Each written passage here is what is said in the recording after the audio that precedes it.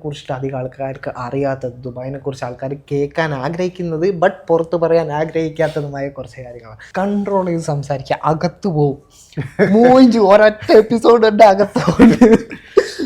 അസ്സലാമു അലൈക്കും. ദുബായ് എന്ന് പറയുമ്പോൾ എല്ലാവർക്കും ആദ്യം മനസ്സിൽ ഓർമ്മ വരുന്നത് luxury life, easy life, Burj Khalifa, കുറേ പണം, ഇതെല്ലാം ആയിരിക്കും. പക്ഷേ ഇതൊന്നും അല്ലാതെ ദുബായ്ക്ക് വേറൊരു മുഖമുണ്ട്. Let's talk about it. ഈ പോഡ്കാസ്റ്റ് ഞാൻ 2 സെക്ഷനായിട്ട് തിരിക്കുകയാണ്. ഫസ്റ്റ് സെക്ഷൻ നമ്മൾ സംസാരിക്കുന്നത് എന്താണ് ദുബായ്, അല്ലെങ്കിൽ എത്ര ഈസിയാണ് ദുബായ് ലൈഫ്, ദുബായിൻ്റെ ബെനിഫിറ്റ്സ്, അല്ലെങ്കിൽ ദുബായിലുള്ള ഗുഡ് തിങ്സ്. ഓക്കെ.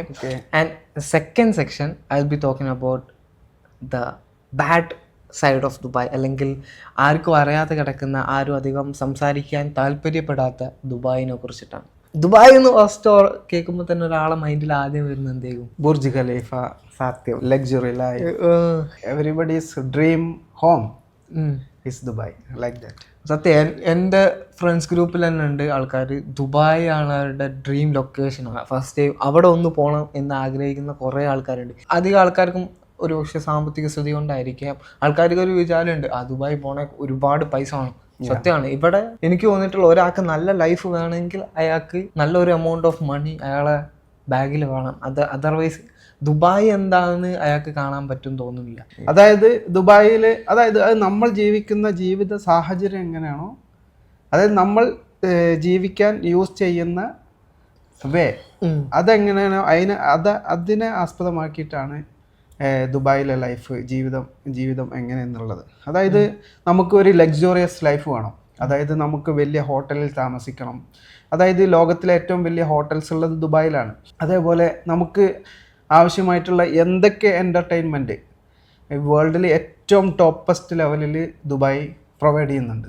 അപ്പോൾ നമുക്ക് അതെല്ലാം ആസ്വദിക്കണം, നമുക്ക് ആ ലെവലിലേക്ക് പോകണം എന്നുണ്ടെങ്കിൽ ഓഫ് കോഴ്സ് ഒരു 50 ദിർഹംസ് സാലറി ഉള്ള ഒരുത്തന് ഒരു കാലത്തും അഫോർഡബിൾ ആയിട്ടുള്ള ഒരു പ്ലേസ് അല്ല ദുബായ്. അതേ മനുഷ്യന് തന്നെ ഈ 50 ദിർഹംസിൽ ജോലി ചെയ്യുന്ന ആളുകൾക്ക് ജീവിക്കാൻ പറ്റുന്ന സാഹചര്യം ദുബായിലുണ്ട്.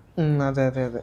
ദുബായ് ഇത്രമാത്രം പോപ്പുലർ ആവുന്ന എന്തുകൊണ്ടാണെന്ന് അറിയാം. ദുബായ് എന്ന് പറയുന്നത് യുണൈറ്റഡ് അറബ് എമിറേറ്റ്സിലെ ഒരു പെർട്ടിക്കുലർ പ്ലേസ്, അല്ലെങ്കിൽ ഒരു കോണ്ടിനെന്റ്. അതായത് 7 എമിറേറ്റ്സിൽ പെട്ട ഒരു എമിറേറ്റ്സ് മാത്രമാണ് ദുബായ്. പക്ഷേ ഇത്രോ എമിറേറ്റ്സിൽ ഇപ്പോൾ നമ്മൾ നാട്ടിൽ നിന്ന് ഒരാൾ വരികയാണെങ്കിൽ UAE പോവുക എന്നല്ല പറയാം, ദുബായിലേക്ക്. സത്യം. ഇപ്പോഴും മിക്ക ആളുകളും വിചാരിക്കുന്ന ദുബായ് എന്ന് പറയുന്ന ഒരു രാജ്യമാണ്. അതെ അതെ സത്യം. ഞാൻ അങ്ങോട്ട് വരുന്ന സമയത്ത് ഓക്കെ ഞാൻ എങ്ങോട്ടാ എടുക്കണ്ടേ, ദുബായ്. ഓക്കെ, ദുബായിക്ക് ടിക്കറ്റ് എടുക്കുക, ദുബായ്ക്ക് ഏട്ടാ പോണേ ദുബായ്. ഞാൻ വിചാരിച്ചത് ദുബായ് എന്ന് പറയുന്ന ഒരു രാജ്യമാണ്. ഇവിടെ വന്നതിന് ശേഷമാണ് ഞാൻ മനസ്സിലാക്കുന്നത് ദുബായ് ജസ്റ്റ് ഒരു 7 എമിറേറ്റ്സിൽ ഒരു എമിറേറ്റ്സ് മാത്രമാണ്. UAE എന്ന് പറയുന്ന ഒരു കൺട്രിയിലെ ഒരു ജസ്റ്റ് നമ്മളെ കേരളത്തിലെ കോഴിക്കോട് എന്നൊക്കെ പറയുന്ന പോലെ ഒരു ചെറിയ അത്രേ ഉള്ളൂ. ദുബായ് എന്ന് പറഞ്ഞാൽ ഒരു ദിവസം കൊണ്ട് ഫുൾ കറങ്ങി കാണാം, അത്രേ ഉള്ളൂ ഈ ചെറിയ സംഭവം. ബട്ട് ലോകത്ത് എവിടെ പോയാലും ഒരാൾ UAE കുറിച്ച് സംസാരിക്കില്ല. ദുബായ് എന്ന് പറയുന്നത് ഒരു വലിയ ഓപ്പർച്യൂണിറ്റിയുടെ ഒരു വലിയൊരു ലോകമാണ്. അതായത് അവിടെ ഞാൻ പറഞ്ഞ പോലെ 2 വിഭാഗം ആളുകൾ അവിടെ താമസിക്കുന്നുണ്ട്. നമ്മൾ തിരഞ്ഞെടുക്കുന്ന വഴി ഏതാണോ അത് വെരി ഇമ്പോർട്ടൻ്റ് ആണ്. അതായത് ദുബായിലേക്ക് നമ്മളിപ്പോൾ ഒരാൾ ഫ്ലൈറ്റ് കയറി വരുന്ന സമയത്ത് നമ്മൾക്ക് ഒരുപാട് സ്വപ്നങ്ങളുണ്ടാവും. ആ സ്വപ്നങ്ങൾ ഒരുപാട്, ഇപ്പോൾ നമ്മളെ നാട്ടിൽ നിന്ന് വരുന്നവരാണെങ്കിലും in case any other countries, Bangladesh, Pakistan, Sri Lanka, Philippine, ഒരുപാട് കൺട്രീസിലെ, അതായത് ഈ ലോകത്ത് എത്ര രാജ്യങ്ങളുണ്ടോ ആ രാജ്യങ്ങളിലുള്ള കംപ്ലീറ്റ് എല്ലാ രാജ്യത്തെയും ആളുകൾ ഇവിടെ ദുബായിലുണ്ട്. അതായത് UAE എസ്പെഷ്യലി ദുബായിലുണ്ട്. ആര് വന്നു കഴിഞ്ഞാലും ഈ UAE എന്ന രാജ്യത്ത് ഏത് കോണിൽ ഏത് എമിറേറ്റ്സിൽ വന്നാലും ഫസ്റ്റ് കാണാൻ ആഗ്രഹിക്കുന്ന പ്ലേസ് ദുബായ് ആണ്. അതെന്തുകൊണ്ട് എന്ന് പറഞ്ഞാൽ അതിൻ്റെ ഏറ്റവും വലിയ ഇവിടുത്തെ ഭരണാധികാരികളുടെ ആ ഒരു വിഷനെ കൊണ്ട് മാത്രമാണ് ദുബായ് എന്ന് പറയുന്നത്. അതായത് ഞാൻ ഇവിടെ വന്നിട്ട് ഏകദേശം ഒരു 12 വർഷത്തോളമായി. ഈ 12 വർഷത്തിനിടയ്ക്ക് തന്നെ ദുബായിൻ്റെ ഓരോ വളർച്ചയും ഞാൻ കണ്ടുകൊണ്ടിരിക്കുന്നുണ്ട്. 12 വർഷത്തിലൊക്കെ ദുബായ് വമ്പം മാറ്റമാണ്. അതായത് ഞാൻ വരുന്നതിന് ഈ ദുബായ് എന്ന് പറയുന്ന ഈ ഒരു പ്ലേസ് ഡെവലപ്പായിട്ട് വളരെ ചുരുങ്ങിയ വർഷങ്ങളായിട്ടുള്ളൂ. അതായത് 100% ഡെഡിക്കേറ്റഡ് ആയിട്ടുള്ള ഭരണാധികാരികളുണ്ട് മാത്രം. അതിന് പറ്റിയൊരു ടീം അവർ ബിൽഡ് ചെയ്തെടുത്തു, അതിനു പറ്റിയ സാഹചര്യങ്ങൾ അവർ കൊണ്ടുവന്നു. ടെക്നോളജി, ഏറ്റവും ആഡംബരമായിട്ടുള്ള ഏറ്റവും ടെക്നോളജി യൂസ് ചെയ്യുന്ന ഒരു പോലീസ് ഫോഴ്സാണ് ദുബായ് പോലീസ് എന്ന് പറയുന്നത്. അതുപോലെ ദുബായിൻ്റെ ഏത് ഘട്ടം, ഏത് ഭാഗം എടുത്താലും, മുനിസിപ്പാലിറ്റി ആണെങ്കിലും ഏത് രീതിയിലാണെങ്കിലും, Dubai is the best and best place ever. ഞാൻ കുറേ രാജ്യത്ത് പോയിട്ടുണ്ട് എൻ്റെ ലൈഫിൽ. സുഡാനിൽ പോയിട്ടുണ്ട്, ഖത്തറിൽ പോയിട്ടുണ്ട്, ബഹ്റൈനിൽ പോയിട്ടുണ്ട്. ഇവിടെ എവിടെയും ഞാൻ ദുബായ് എന്ന് പറയുന്ന ആ ഒരു പ്ലേസിൽ കാണുന്ന ആ ഒരു ഫ്രീഡമോ ഇവരുടെ ഒരു ക്യാപ്പബിലിറ്റിയോ ഒന്നും ഒരു രാജ്യത്തും ഞാൻ കണ്ടിട്ടില്ല. ഈവൻ ഖത്തറിൽ ഞാൻ പോയിട്ടുണ്ട്. ഖത്തർ വേൾഡ് കപ്പ് വരുന്നതിൻ്റെ മുന്നേ ഞാൻ പോയിട്ടുണ്ട്. പക്ഷേ ഇതുവരെ അതിനുശേഷം ഖത്തർ എങ്ങനെ I don't know, I didn't go there after world cup. But before that Dubai എന്ന് പറയുന്ന ഒരു രാജ്യത്ത് നിന്ന് ഒരു പ്ലേസിൽ നിന്ന്, ഇപ്പോഴും നമ്മൾ രാജ്യം എന്ന് പറഞ്ഞു പോവാ, Dubai is not a country. Dubai എന്ന് പറയുന്ന ഒരു പ്ലേസിൽ നിന്ന് നമ്മൾ ഏതൊരു രാജ്യത്തേക്കോ ഏതൊരു പ്ലേസിലേക്കോ പോയോ നമ്മൾ കംഫർട്ടബിൾ ആവില്ല. ദുബായിൽ ഒരു പ്രാവശ്യം വന്നിറങ്ങി അറ്റ്ലീസ്റ്റ് ഒരു 1 month അല്ലെ 2 month ഇവിടെ നിന്നതിന് ശേഷം നീ ഏത് രാജ്യത്ത് പോയാലും നീ കംഫർട്ടബിൾ ആവില്ല. അത് ഉറപ്പ്, സത്യം, 100%. കാരണം ഇവിടെ എന്ത് വേണേലും ജസ്റ്റ് ഫോണിലെടുത്ത് കുത്തിയായി ഫുഡ് വേണം കുത്ത, കംപ്ലീറ്റ് ഈസി ലൈഫാണ്. ജസ്റ്റ് വീടിന് പുറത്തേക്ക് പോലും ഒന്നിനും പോണ്ട, നിന്റെ വെള്ളം തീർന്നു ജസ്റ്റ് കുത്ത, എന്ത് കാര്യത്തിനും ഫോണിലുണ്ട്. ഇപ്പൊ നിന്റെ കയ്യിലുള്ള സാധനം അപ്പുറത്തെ വീട്ടിലെ ആളെത്തിക്കണോ, ഫോണിൽ കുത്തിയാൽ മതി, ആൾ വരും എടുത്തു. കംപ്ലീറ്റ് എന്താ പറയാ, ഒരു ഓട്ടോമാറ്റഡ് സിസ്റ്റം എന്ന് പറയുന്ന രീതിയിലാണ് ആക്ച്വലി ദുബായ് പോയിക്കൊണ്ടിരിക്കുന്നത്. ഇവിടുത്തെ ഒരു എക്കോ സിസ്റ്റം കംപ്ലീറ്റ്ലി ഒരു നല്ല സ്ട്രോങ് ആയിട്ടുള്ള ഒരു ചെയിനാണ്. എന്ത് സാധനം വേണമെങ്കിലും ഇറ്റ്സ് കംപ്ലീറ്റ്ലി എന്താ പറയാ സിസ്റ്റമാറ്റിക് ആയിട്ടുള്ള. അതിലെ മെയിൻ വേറൊരു കാര്യം കൂടി ഉണ്ട്. അതായത് ഈ ദുബായിന്റെ നിയറസ്റ്റ് ആയിട്ടുള്ളതാണ് ഷാർജ, അതേപോലെ ഉമ്മുൽ ഖൈം, അജ്മാൻ, ഇതുപോലെ ഒരുപാട് ഇതുകളുണ്ട്. എമിറേറ്റ്സ് ഉണ്ട്, 7 എമിറേറ്റ്സ് ഉണ്ട്. ഈ എമിറേറ്റ്സിന് ഈ രാജ്യത്തുള്ള ഈ എമിറേറ്റ്സുകൾക്ക് പോലും ബീറ്റ് ചെയ്യാൻ പറ്റുന്നില്ല. ദുബായിയുടെ ഒപ്പം എത്താൻ ഈ 7 എമിറേറ്റ്സുകൾ പരമാവധി ശ്രമിക്കുന്നുണ്ടെങ്കിലും ദുബായിൻ്റെ ഒപ്പം എത്താൻ പറ്റുന്നില്ല. സത്യം.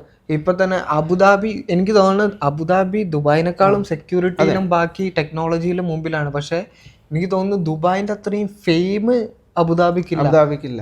അവരിപ്പോ അതിനായിട്ട് ഒരുപാട് ശ്രമിക്കുന്നുണ്ട്. ഒരുപാട് ആഡ്സ് ആയിട്ടും കംപ്ലീറ്റ് ഇവന്റ്സ് എല്ലാം അബുദാബിക്ക് ഫോക്കസ്ഡ് ആയിട്ട് തോന്നിയിട്ടുണ്ട്. ഒരുപാട് കൺട്രീസ്, ഒരുപാട് പ്രദേശങ്ങൾ, ഒരുപാട് രാജ്യങ്ങളിലെ ഭരണാധികാരികൾ എപ്പോഴും ഒന്ന് ഫോളോ അപ്പ് ചെയ്യാൻ വരെ ശ്രമിക്കുന്നത് ദുബായ് എന്ന് പറയുന്ന ഒരു ഭരണത്തിന്റെ സിസ്റ്റത്തെയാണ്. നമ്മളിപ്പോൾ ഗവൺമെന്റിനെ പൊക്കി പറയും അങ്ങനെയൊന്നുമല്ല, നമ്മൾ കണ്ണുകൊണ്ട് കാണുന്ന ഒരു സംഭവമാണ് നമ്മൾ പറയുന്നത്. അതായത് നമ്മൾ വർക്ക് ചെയ്യുന്ന രാജ്യത്ത് നമുക്ക് കിട്ടുന്ന ഫ്രീഡം, അതായത് ഞാൻ ഒരു സ്ക്രാച്ചിൽ നിന്ന് വന്ന മനുഷ്യനാണ് ഞാനിവിടെ.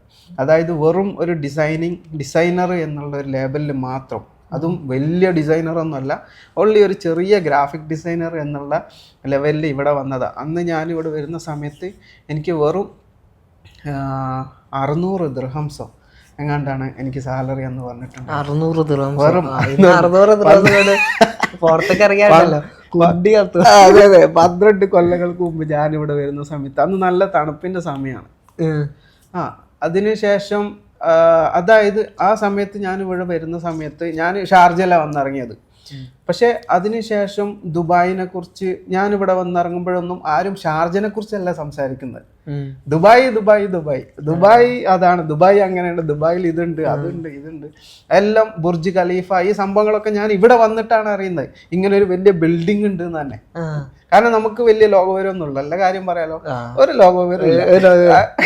കാരണം ഒരു നാട്ടുമ്പുറത്ത് വരുന്നതാണ് നമുക്ക്. അതായത് നമ്മൾ ലോകം കാണാത്ത ആളാണ്. അതിനുശേഷം ഇവിടെ ദുബായിൽ വന്നതിന് ശേഷം, അതായത് ഒരു വ്യക്തിയെ ഡെവലപ്പ് ചെയ്യാൻ ഞാൻ സജസ്റ്റ് ചെയ്യുക, ഞാൻ നിന്നോട് ഒരുപാട് തവണ പറഞ്ഞിട്ടുണ്ടാവും, നമ്മൾ കേരളത്തിൽ നിന്നും ഒരു ഇട്ടാവട്ടത്തിൽ നിന്ന് വരുന്ന ഒരാളാണെങ്കിലും നമ്മൾ, അതായത് ഉത്തരേന്ത്യയെന്നോ എവിടുന്നെങ്കിലും ആയിക്കോട്ടെ, നമ്മൾ ഇന്ത്യൻ്റെ എനി പാർട്ട് ഓഫ് ഇന്ത്യ, വേറെ യു, നമ്മൾ 1 ടൈം ദുബായിൽ റീച്ച് ആയി കഴിഞ്ഞാൽ ഒരു വ്യക്തിയുടെ പേഴ്സണാലിറ്റി ഡെവലപ്മെൻറ്റ് വരെ നമുക്ക് ഇവിടുന്ന് അത് ഇംപ്ലിമെൻ്റ് ചെയ്തെടുക്കാൻ പറ്റും. അതായത് നമ്മുടെ നാട്ടിൽ നിന്നും നമുക്ക് ഡെവലപ്പ് ചെയ്യാൻ പറ്റാത്ത, നമ്മുടെ സ്വന്തം നാട്ടിൽ നിന്നും നമുക്ക് ഡെവലപ്പ് ചെയ്ത് എടുക്കാൻ പറ്റാത്ത, അല്ലെങ്കിൽ നമ്മുടെ ഉള്ളിൽ ഒരു ഇത്രയും വലിയൊരു കഴിവുണ്ട് എന്ന് വരെ നമുക്ക് കണ്ടെത്താൻ പറ്റുന്ന ഒരു ഏറ്റവും ബെറ്റർ ആയിട്ടുള്ള ഒരു പ്ലേസ് ആണ് ദുബായ്. Of course 100%. ഞാൻ അത് അനുഭവിച്ചിട്ടുള്ള ഒരാളാണ്. അതുകൊണ്ട് ഞാൻ നാട്ടിൽ വരുമ്പോഴെല്ലാം നിങ്ങളോടൊക്കെ പറയല് ദുബായിൽ നിങ്ങൾ ഒരു പ്രാവശ്യമെങ്കിലും നിങ്ങൾ വരണം. നിങ്ങൾ ജോലിയൊന്നും ചെയ്യണ്ട, വെറുതെ ഒരു പ്രാവശ്യമെങ്കിലും ദുബായിൽ വന്നിട്ട് ദുബായ് എന്ത് എന്ന്. അതായത് ഞാൻ ഈ ദുബായ് എന്ത് എന്ന് ഇത്രയും പറയാനെല്ലാം കാരണം ഞാൻ മറ്റു രാജ്യങ്ങളിൽ പോയിട്ടുണ്ട്. അതാ ഞാൻ പറഞ്ഞു വരുന്നത്. ഞാൻ ഈ വെറും ദുബായിൽ നിന്നുകൊണ്ട് ദുബായ് അങ്ങനെയാണ് ഇങ്ങനെയാണെന്ന് പറയുന്ന ഒരു മനുഷ്യനല്ല. മറ്റ് രാജ്യങ്ങളിൽ പോയിട്ട് മറ്റ് 3, 4, 5 രാജ്യങ്ങളിൽ ഞാൻ പോയിട്ടുള്ള എൻ്റെ എക്സ്പീരിയൻസ് വെച്ചിട്ടാണ് വീണ്ടും ഞാൻ ദുബായിയെ ഏറ്റവും ബെറ്ററായിട്ട് സജസ്റ്റ് ചെയ്യുന്നത് എപ്പോഴും. അതായത് പലരും നമ്മുടെ നാട്ടിലുള്ളവരുടെയൊക്കെ വിചാരം ദുബായിൽ പോയി കഴിഞ്ഞാൽ നമ്മൾ പിടുത്തം വിടും. അതായത് ഭയങ്കര ചിലവാണ്, ജീവിക്കാൻ ഭയങ്കര ബുദ്ധിമുട്ടാണ്.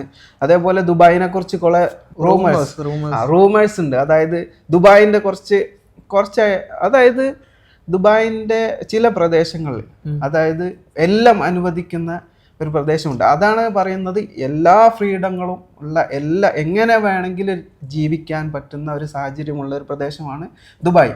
അവിടെ നമ്മൾ നമ്മൾ എന്താണോ ചൂസ് ചെയ്യുന്നത് അതിനനുസരിച്ചാണ് നമ്മുടെ ചെലവുകൾ പോവുക. അതേസമയം നമ്മൾ മറ്റ് ഒരു സ്ഥലത്താണ് നിൽക്കുന്നത്, നമുക്ക് ഇത്രയാണ് ബഡ്ജറ്റ് ഉള്ളത്, ആ രീതിയിലാണ് നമ്മൾ ജീവിക്കുന്നതെങ്കിൽ നമുക്കതിൽ ജീവിക്കാൻ പറ്റും. ദുബായിൽ വളരെ ഈസി ആയിട്ട് ജീവിക്കാം. അതേപോലെ ക്യാഷ് കൊടുക്കാതെ നമുക്ക് പോകാൻ പറ്റുന്ന ഒരുപാട് സ്ഥലങ്ങളുണ്ട് ദുബായിൽ. അതേസമയം thousands of rupees ദിർഹംസ് കൊടുത്തിട്ട് കയറാൻ പറ്റുന്ന സ്ഥലങ്ങളും ദുബായിലുണ്ട്. അപ്പോൾ അതാണ് നമ്മൾ ചൂസ് ചെയ്യുന്നതെങ്കിൽ എന്തായി, നമ്മുടെ കയ്യിൽ 0 ആയിരിക്കും, നമുക്ക് ഭയങ്കര ചിലവാണ്. അതേസമയം ഒന്നും ചിലവാക്കാതെ നമുക്ക് പോകാൻ പറ്റുന്ന ഇവിടെ മെട്രോ സംവിധാനങ്ങളുണ്ട് ദുബായിൽ. എവിടേക്ക് വേണം, ദുബായിന്റെ ഏത് പ്രദേശത്തെ എന്ത് ആസ്വദിക്കാൻ വേണമെങ്കിലും നമുക്ക് മെട്രോയിൽ പോകാൻ പറ്റും. വളരെ ചുരുങ്ങിയ പൈസ വരുള്ളൂ. അതേസമയം നീ ഒരു മില്യൻസിന്റെ കാർ എടുത്തിട്ട് നിനക്ക് പോവാം. 1 day 13,000 15,000 35,000 അത്ര വരെ റെന്റിന് കൊടുക്കുന്ന കാറുകൾ ഇതാ നിനക്ക് ടിവിയിലോ അല്ലെങ്കിൽ നിന്റെ സോഷ്യൽ മീഡിയ നോക്കിയാൽ തന്നെ കാണാം. അതൊക്കെ എടുത്തിട്ടാണ് നീ കറങ്ങാൻ പോകുന്നതെങ്കിലോ. ദുബായ് എന്ന് പറയുന്നത് എങ്ങനെ ജീവിക്കാനാണോ നമുക്ക് ആഗ്രഹം അതിനുള്ള സ്പേസ് നമുക്കുണ്ട്, അതിനുള്ള പണമുണ്ടാക്കാനുള്ള സ്പേസ് നമുക്കുണ്ട്. അതിനുള്ള കാപ്പബിലിറ്റി നിനക്കുണ്ടോ, അതിനുള്ള മൈൻഡ് നിനക്കുണ്ടോ, അതാണ് ഞാൻ ഫസ്റ്റ് പറഞ്ഞിട്ടുണ്ടായിരുന്നത്. ഹാർഡ് വർക്ക് ചെയ്യാൻ നമുക്ക് ഈ രാജ്യത്ത് വന്നിട്ട് നമുക്ക് എങ്ങനെ ഹാർഡ് വർക്ക് ചെയ്യാൻ പറ്റുമോ അതിനനുസരിച്ചുള്ള ഇമ്പ്രൂവ്മെൻറ്റ് നമുക്കുണ്ടാവും. അതിനനുസരിച്ചുള്ള പ്രയോജനം നമുക്ക് 100% ഉണ്ടാവും. അതെ. ഇപ്പൊ നാട്ടിൽ നിന്ന് വരുന്ന ആൾക്കാരാണെങ്കിൽ പേഴ്സണലി നമ്മൾ തന്നെ കമ്പനിയിൽ മലയാളീസിനെ എടുക്കല്ല. കാരണം ആ നാട് അങ്ങനെയാണ്. അതെ, മലയാളി ഇവിടെ വന്ന് ഒരു 2-3 മാസം അവൻ നരകിക്കാതെ ദുബായിലെ വർക്ക് ഫ്ലോയിൽ ഒരിക്കലും മലയാളി എത്തൂല. കാരണം അവന് എന്തായാലും എത്തൂല. നാട്ടിലത്തെ ആ ഉഴപ്പിക്കളി ഒന്നും അല്ല ഇവിടെ. ആ ഒരു 3-4 മാസം അവൻ നരകിക്കുക തന്നെയാണ്. അതുകൊണ്ടാണ് ഇപ്പൊ ഒരു ഫ്രഷർ വന്നിട്ട് നമ്മൾ ഒരുപാട് ഫ്രഷേഴ്സിന് ചാൻസ് കൊടുക്കുന്ന ആൾക്കാർ അവർ വരും, കൊടുക്കും, അവർക്ക് അത് തികയില്ല. ഇനിയും സ്ട്രഗിൾ ചെയ്യണം, എനിക്കിത് നേടിയെടുക്കണം എന്നുള്ളൊരിതല്ല. അവർക്കൊക്കെ വാരി കിട്ടണം. അലസത, അത് സത്യം പറഞ്ഞാൽ ഞാൻ ആ ഒരു ടൈപ്പ് പേഴ്സൺ. എനിക്ക് ഇവിടെ വന്ന് ഞാൻ അത് ചേഞ്ച് ആയി കഴിഞ്ഞതിന് ശേഷമാണ് എനിക്ക് മനസ്സിലാവും, ഓക്കെ ഞാൻ ഈ ടൈപ്പ് പേഴ്സൺ ആയിരുന്നു. അത് എന്നെ ചേഞ്ച് ചെയ്തത് ദുബായ് തന്നെയാണ് 100%. കാരണം കേരളത്തിലുള്ള ആൾക്കാർ അങ്ങനെയാണ്. അവർക്ക് എല്ലാത്തിനുള്ള കഴിവുണ്ട്, ബുദ്ധിയുണ്ട്, എല്ലാ തേങ്ങാക്കൊലയുണ്ട്. പക്ഷെ ഹാർഡ് വർക്ക് ചെയ്യാനുള്ള ആ ഒരു മടി, അത് കൂടപ്പുറപ്പാണ് കേരളക്കാർ. അതായത് നമ്മുടെ മെയിൻ എന്ന് പറഞ്ഞാൽ നമ്മുടെ കേരളത്തിൽ എസ്പെഷ്യലി നമ്മൾ കണ്ടുവരുന്ന ആളുകൾ ലേസിനെസ് ആണ് അവരുടെ ഏറ്റവും വലിയ ബ്ലാക്ക് മാർക്ക് എന്ന് പറയുന്നത്. ഇതേ ആളുകളാണ് ഈ ഗൾഫിൽ വന്നിട്ട് മില്യൺസുകൾ ഉണ്ടാക്കുന്നതും. അത് എങ്ങനെ ഉണ്ടാക്കുന്ന, ഇവിടെ വന്നിട്ട് ഇവിടെയുള്ള ആളുകൾ എങ്ങനെ ജീവിക്കുന്നു എന്ന് കണ്ട് മനസ്സിലാക്കി അതേപോലെ ജീവിതം തുടങ്ങുമ്പോഴാണ് അവര് എന്താവുന്നത്, ചേഞ്ച് ആവുന്നത്. ഇതൊക്കെ ഉണ്ടാവും. അതെ, നാട്ടിൽ നിൽക്കുന്ന ആൾക്കാരുണ്ടാവും. ഒരു എങ്ങനെ സമ്പാദിക്കും, ഒന്നെങ്കിൽ കുടുംബമായിട്ട് എന്താ പറയാ കൈമാറി വന്ന സമ്പാദ്യം അത് വെച്ചിട്ട് മില്യണേഴ്സ് ആയിട്ടുള്ള ആൾക്കാരുണ്ട്. പക്ഷെ ഒരാള് സെൽഫ് മെയ്ഡ് മില്യർ ആയിട്ടുള്ള 90% ആൾക്കാരും കേരളത്തിലുള്ള ആൾക്കാർ പുറം രാജ്യത്ത് പോയിട്ട് അവിടെ നിന്ന് നരകിച്ച് തന്നെയാണ്. കാരണം നമ്മൾ ആ സേഫ് സോണിന് പുറത്തോട്ട് വരണമെങ്കിൽ നമ്മൾ എന്തായാലും വീട്ടിൽ നിന്ന് വേണം. കാരണം വീട്ടിലാണ് എല്ലാം ഉണ്ടാവും. ഫുൾ ടൈം ഫുഡിന് ഫുഡ്, സ്നേഹത്തിന് സ്നേഹം, എല്ലാം ഉള്ള ഒരു ഏറ്റവും നരകിച്ച പ്ലേസാണ്. അതായത് ഒരു ചെറുപ്പക്കാരന് ഏറ്റവും നരകിച്ച പ്ലേസാണ് വീട്. അവിടെ നിന്ന് മാറി ഇതുപോലെ ഒരു കൺട്രിയിൽ, അതും ദുബായിൽ ഇത്രയും ഓപ്പർച്യൂണിറ്റീസ് ഉള്ള വേറൊരു കൺട്രി ഉണ്ടോ എന്ന് ഇല്ല, ഒരിക്കലും ഇല്ല. ഇപ്പൊ നമ്മൾ യൂറോപ്യൻ കൺട്രീസിൽ പോവുകയാണെങ്കിൽ അവിടെ ടാക്സ് അടക്കണം. അതെ ഇവ സീറോ ടാക്സ് നമുക്ക് ഇതുണ്ടല്ലേ കോർപ്പറേറ്റ് ടാക്സ്. എനിക്ക് തോന്നുന്നത് ഇപ്പൊ വന്നിട്ടുണ്ട് നമ്മളെ എത്ര 300K മുകളിൽ ഒരു റവന്യൂ ടാക്സ് അതെല്ലാം ഉണ്ട്. അതാ ഞാൻ പറയുന്നത്, അതെല്ലാം ഒരുപാട് ഹൈ ലെവൽ ബിസിനസ്സുകാർക്ക് ഉള്ള സംഭവമാണ് കോർപ്പറേറ്റ് ടാക്സ് എന്നൊക്കെ പറയുന്നത്. അതായത് അത്ര ബിസിനസ് ചെയ്യാൻ, അതായത് അത്രയും ബിസിനസ്സുകൾ ഇവിടെ നടക്കുന്നുണ്ട്. അതായത് ഇപ്പൊ നമ്മൾ യൂറോപ്യൻ രാജ്യത്ത് പോയി കഴിഞ്ഞാൽ അവിടെ ഒരു ഇത്ര പെർസെൻറ്റേജ് നമ്മൾ ചിലവാക്കണം. നമ്മൾ ജോലി ചെയ്യുന്നതിൻ്റെ ഇത്ര പെർസെൻറ്റേജ് അവിടെ കമ്പൽസറി ചിലവാക്കിയിരിക്കണം. പക്ഷേ ഇവിടുത്തെ ഗവൺമെൻറ്റോ ഇവിടുത്തെ സിസ്റ്റമോ നമ്മളോട് പറയുന്നില്ല നിങ്ങൾ കമ്പൽസറി ഇത്ര ശതമാനം ഞങ്ങൾക്ക് തന്നിരിക്കണം, എന്നാലേ നിങ്ങൾക്ക് ഇവിടെ ജോലി ചെയ്യാൻ പറ്റൂ. പോട്ടെ, ഇവർക്കത് പറയാനുള്ള അവകാശമുണ്ട്. പുറത്തെ ആൾക്കാർ ഇത് മേടിക്കും. പോട്ടെ, ഇന്ത്യയിൽ തന്നെ നമ്മളെ രാജ്യത്ത് തന്നെ ഇത് മേടിക്കുന്നുണ്ടെങ്കിലും ഈ മേടിക്കുന്ന പൈസക്കുള്ള ഒരു സംഭവം നാട്ടിൽ ചെയ്യില്ല. ഇവിടെ ഇവർ അത് വാങ്ങാതെ തന്നെ ഏറ്റവും ബെസ്റ്റ് റോഡ് സംവിധാനം, ഏറ്റവും ഗുഡ് സർവീസ്, ഒരു സിറ്റിസന് അല്ലെങ്കിൽ ഒരു റെസിഡന്റിന് ഈസി ആയിട്ട് ജീവിക്കാൻ പറ്റുന്ന എല്ലാ കാര്യങ്ങളും ചെയ്യണ്ടേ വിത്തൗട്ട് ടേക്കിംഗ് ദ ടാക്സ്. ഇവിടെ നാട്ടിലും ബാക്കിയുള്ള കൺട്രീസിലും ഈ ടാക്സ് വാങ്ങിയിട്ടും ഒരു എന്താ പറയുക സിറ്റിസണ് അല്ലെങ്കിൽ ഒരു റെസിഡന്റിന്, ഒരു മനുഷ്യന് ആ നാട്ടിൽ ജീവിക്കുന്ന അവരുടെ കയ്യിൽ നിന്ന് മേടിക്കുന്നതിനുള്ള ഒരു സംഭവം അവർ പ്രൊവൈഡ് ചെയ്യുന്നില്ല. ആ കാര്യത്തിലൊക്കെ ദുബായിനെ കണ്ടുപിടി. പോട്ടെ, ഈ ഇന്ത്യയിലുള്ള അല്ലെങ്കിൽ കേരളത്തിലുള്ള ആൾക്കാർ തന്നെ അതിൽ ഭരിക്കുന്ന ആൾക്കാർ ഈ നാട്ടിൽ വരുന്നുണ്ട്. ദുബായ് കണ്ട് അവരുടെ ഫാമിലി ഇവിടെ സെറ്റിൽ ആയിരിക്കും, അവർക്ക് ഇവിടെ ബുർജ് ഖലീഫയിൽ റൂം ഉണ്ട് എല്ലാത്ത. പക്ഷേ ഇവിടെ നിന്നുള്ള എല്ലാ കാര്യങ്ങളും കണ്ടിട്ടും അവിടെ പോയിട്ട് ഇംപ്ലിമെന്റ് ചെയ്യില്ല. കാരണം അത്രയ്ക്ക് മോശമാണ് നമ്മളെ നാട്ടിലുള്ള ആൾക്കാരുടെ മെന്റാലിറ്റി എന്ന് പറയുന്നത്. അതായത് എപ്പോഴുള്ള ഒരു മെയിൻ പ്രോബ്ലം എന്ന് പറഞ്ഞാൽ ഡെമോക്രസി. എൻ്റെ മൈൻഡിൽ, ഞാൻ ഇന്ത്യക്കാരനാണ്, പക്ഷെ എൻ്റെ മൈൻഡിൽ ഡെമോക്രസി എന്ന് പറയുന്നത് ഒരു ഫെയിലിയറാണ്. സത്യം, അത് തെളിയിച്ചു. ഡെമോക്രസി എന്ന് പറയുന്നത് സത്യം പറഞ്ഞാൽ ഒരു ഫെയിലിയറാണ്, 100% ഫെയിലിയർ. ഇപ്പം ഒരു ഡെമോക്രാറ്റിക് കൺട്രിക്ക് പറയാം ഇത് ഒരു രാജാവ് ഭരിക്കുന്ന ഒരു സ്ഥലമാണ്, അപ്പോൾ അവിടെ എപ്പോഴും മൊണോപ്പൊളി ആയിരിക്കും എന്ന് പറയാം. പക്ഷെ ഇവിടെ എന്ത് മൊണോപ്പൊളിയാണുള്ളത്? നമ്മുടെ രാജ്യത്തുള്ളതിന്റെ 100% പോലും മൊണോപ്പൊളി ഇവിടെ ഇല്ല. ഒരു വെട്ടുകുത്തില്ല, എന്താ പറയാ, രാഷ്ട്രീയ കൊലപാതകങ്ങളില്ല, ഇത്രയും മരണങ്ങളില്ല. നമ്മുടെ രാജ്യത്ത് ഈ നീതി എന്ത് പിന്നാക്കാള്, ആർക്കെന്ത് നീതിയാ കിട്ടുന്നത്? കുറ്റവാളികൾ. അപ്പൊ അവിടെ ആരാ മൊണോപ്പൊളി? ഗവൺമെന്റിലെ മൊണോപ്പൊളി. അല്ലെങ്കിൽ ഓരോ ജനങ്ങൾക്ക് ഒരു നീതിയോ ഒരു സംഭവം അതിനനുസരിച്ചുള്ള ഫെസിലിറ്റിയോ എന്തെങ്കിലും കിട്ടുന്നുണ്ടോ? ഒന്നുമില്ല. കൊടുക്കുന്നുണ്ട് പറയുന്നുണ്ട്, പക്ഷെ ആർക്കും ഒന്നും കിട്ടുന്നില്ല. എൻ്റെ ഇതിൽ കേട്ടോ, എനിക്കറിയില്ല, ഞാൻ ഇത് കേട്ടോളത്തോളം അത്രേ ഉള്ളൂ.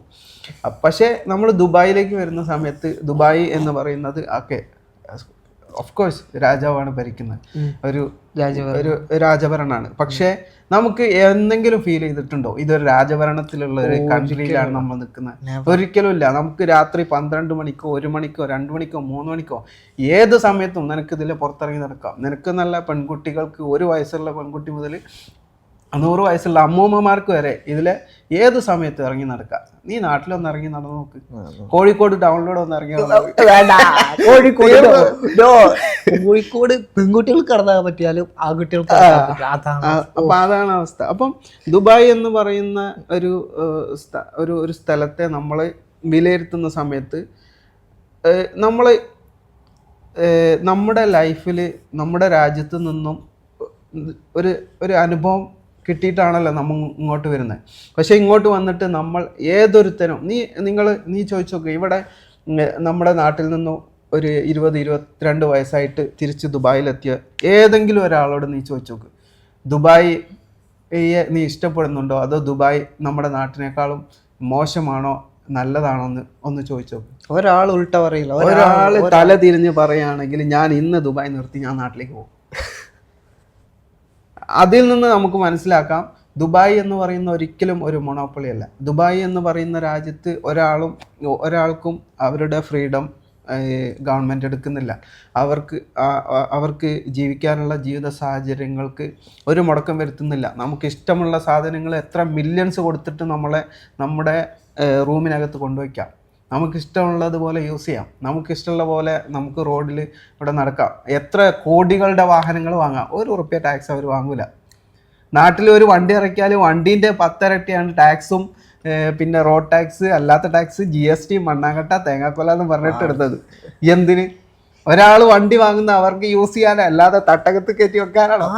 എന്ത് 50 ലക്ഷത്തിന്റെ വണ്ടി എടുക്കണേ 1.5 കോടി ടാക്സ് അടയ്ക്കണം.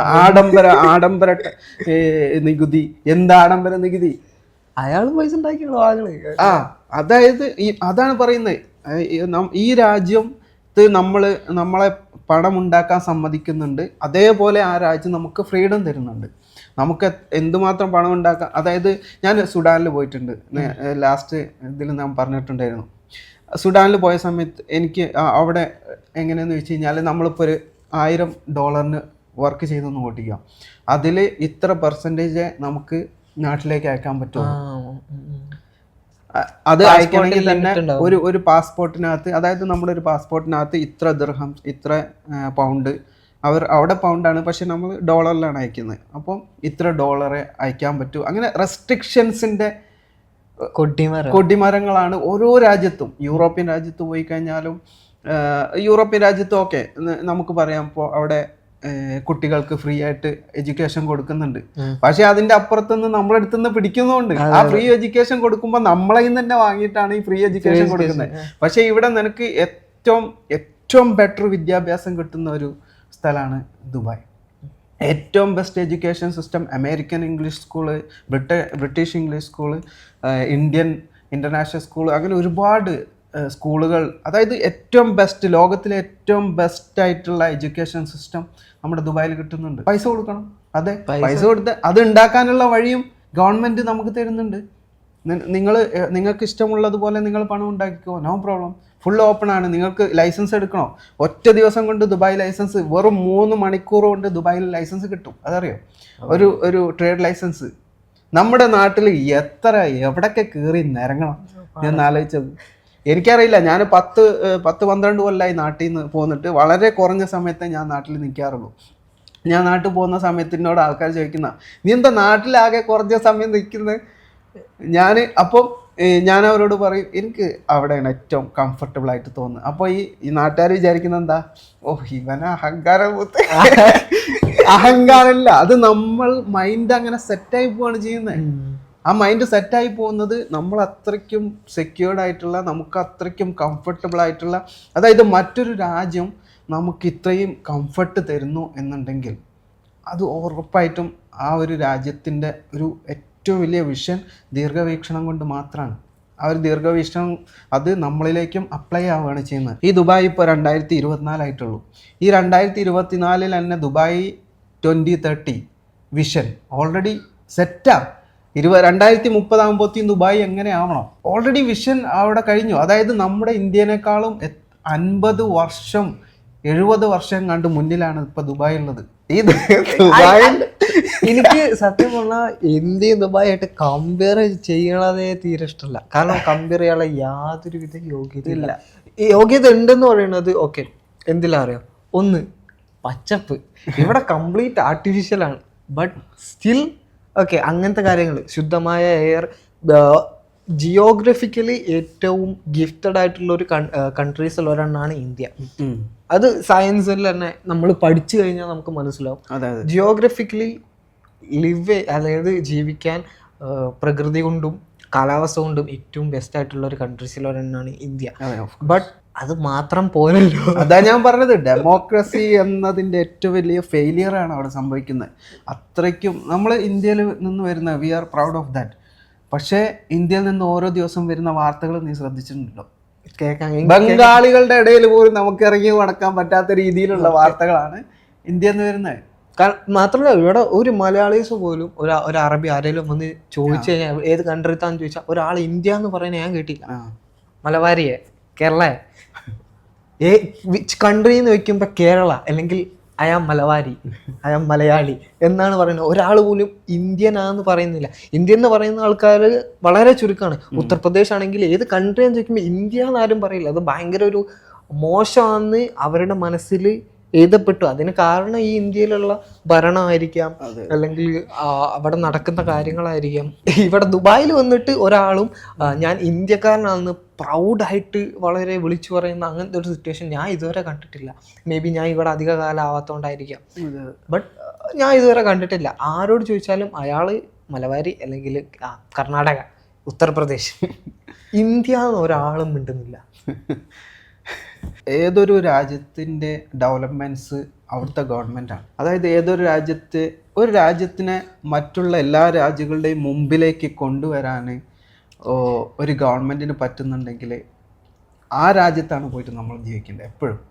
അത് നമ്മൾ ജനിച്ച നാട് ഭയങ്കര സംഭവമാണ്, എനിക്ക് അവിടെ ഭയങ്കര ഇമോഷണൽ കമ്മിറ്റ്മെൻറ്റ്സ് ഉണ്ട്, അങ്ങനെ പറഞ്ഞ് ഒരിക്കലും കെട്ടിപ്പിടിച്ച് നിന്നിട്ട് നമ്മുടെ ലൈഫിനെ ഒരു കാരണവശാലും നമ്മൾ സ്പോയിൽ ചെയ്യാൻ പാടില്ല. അത് എനിക്കിവിടെ വന്നതിന് ശേഷം ആണ് മനസ്സിലായത്. ഞാൻ അതായത് എൻ്റെ 22ാമത്തെ വയസ്സിലെങ്ങാണ്ട എന്ന് തോന്നുന്നു ഞാൻ 2011 ഞാൻ ഗൾഫിലേക്ക് വന്നത്. ഈ 2011 വരെ പുറം ലോകമായിട്ട് എനിക്ക് ബന്ധമില്ല, ഒരു നല്ലൊരു പേഴ്സണാലിറ്റി ഡെവലപ്മെൻറ്റ് എനിക്ക് വന്നിട്ടില്ല.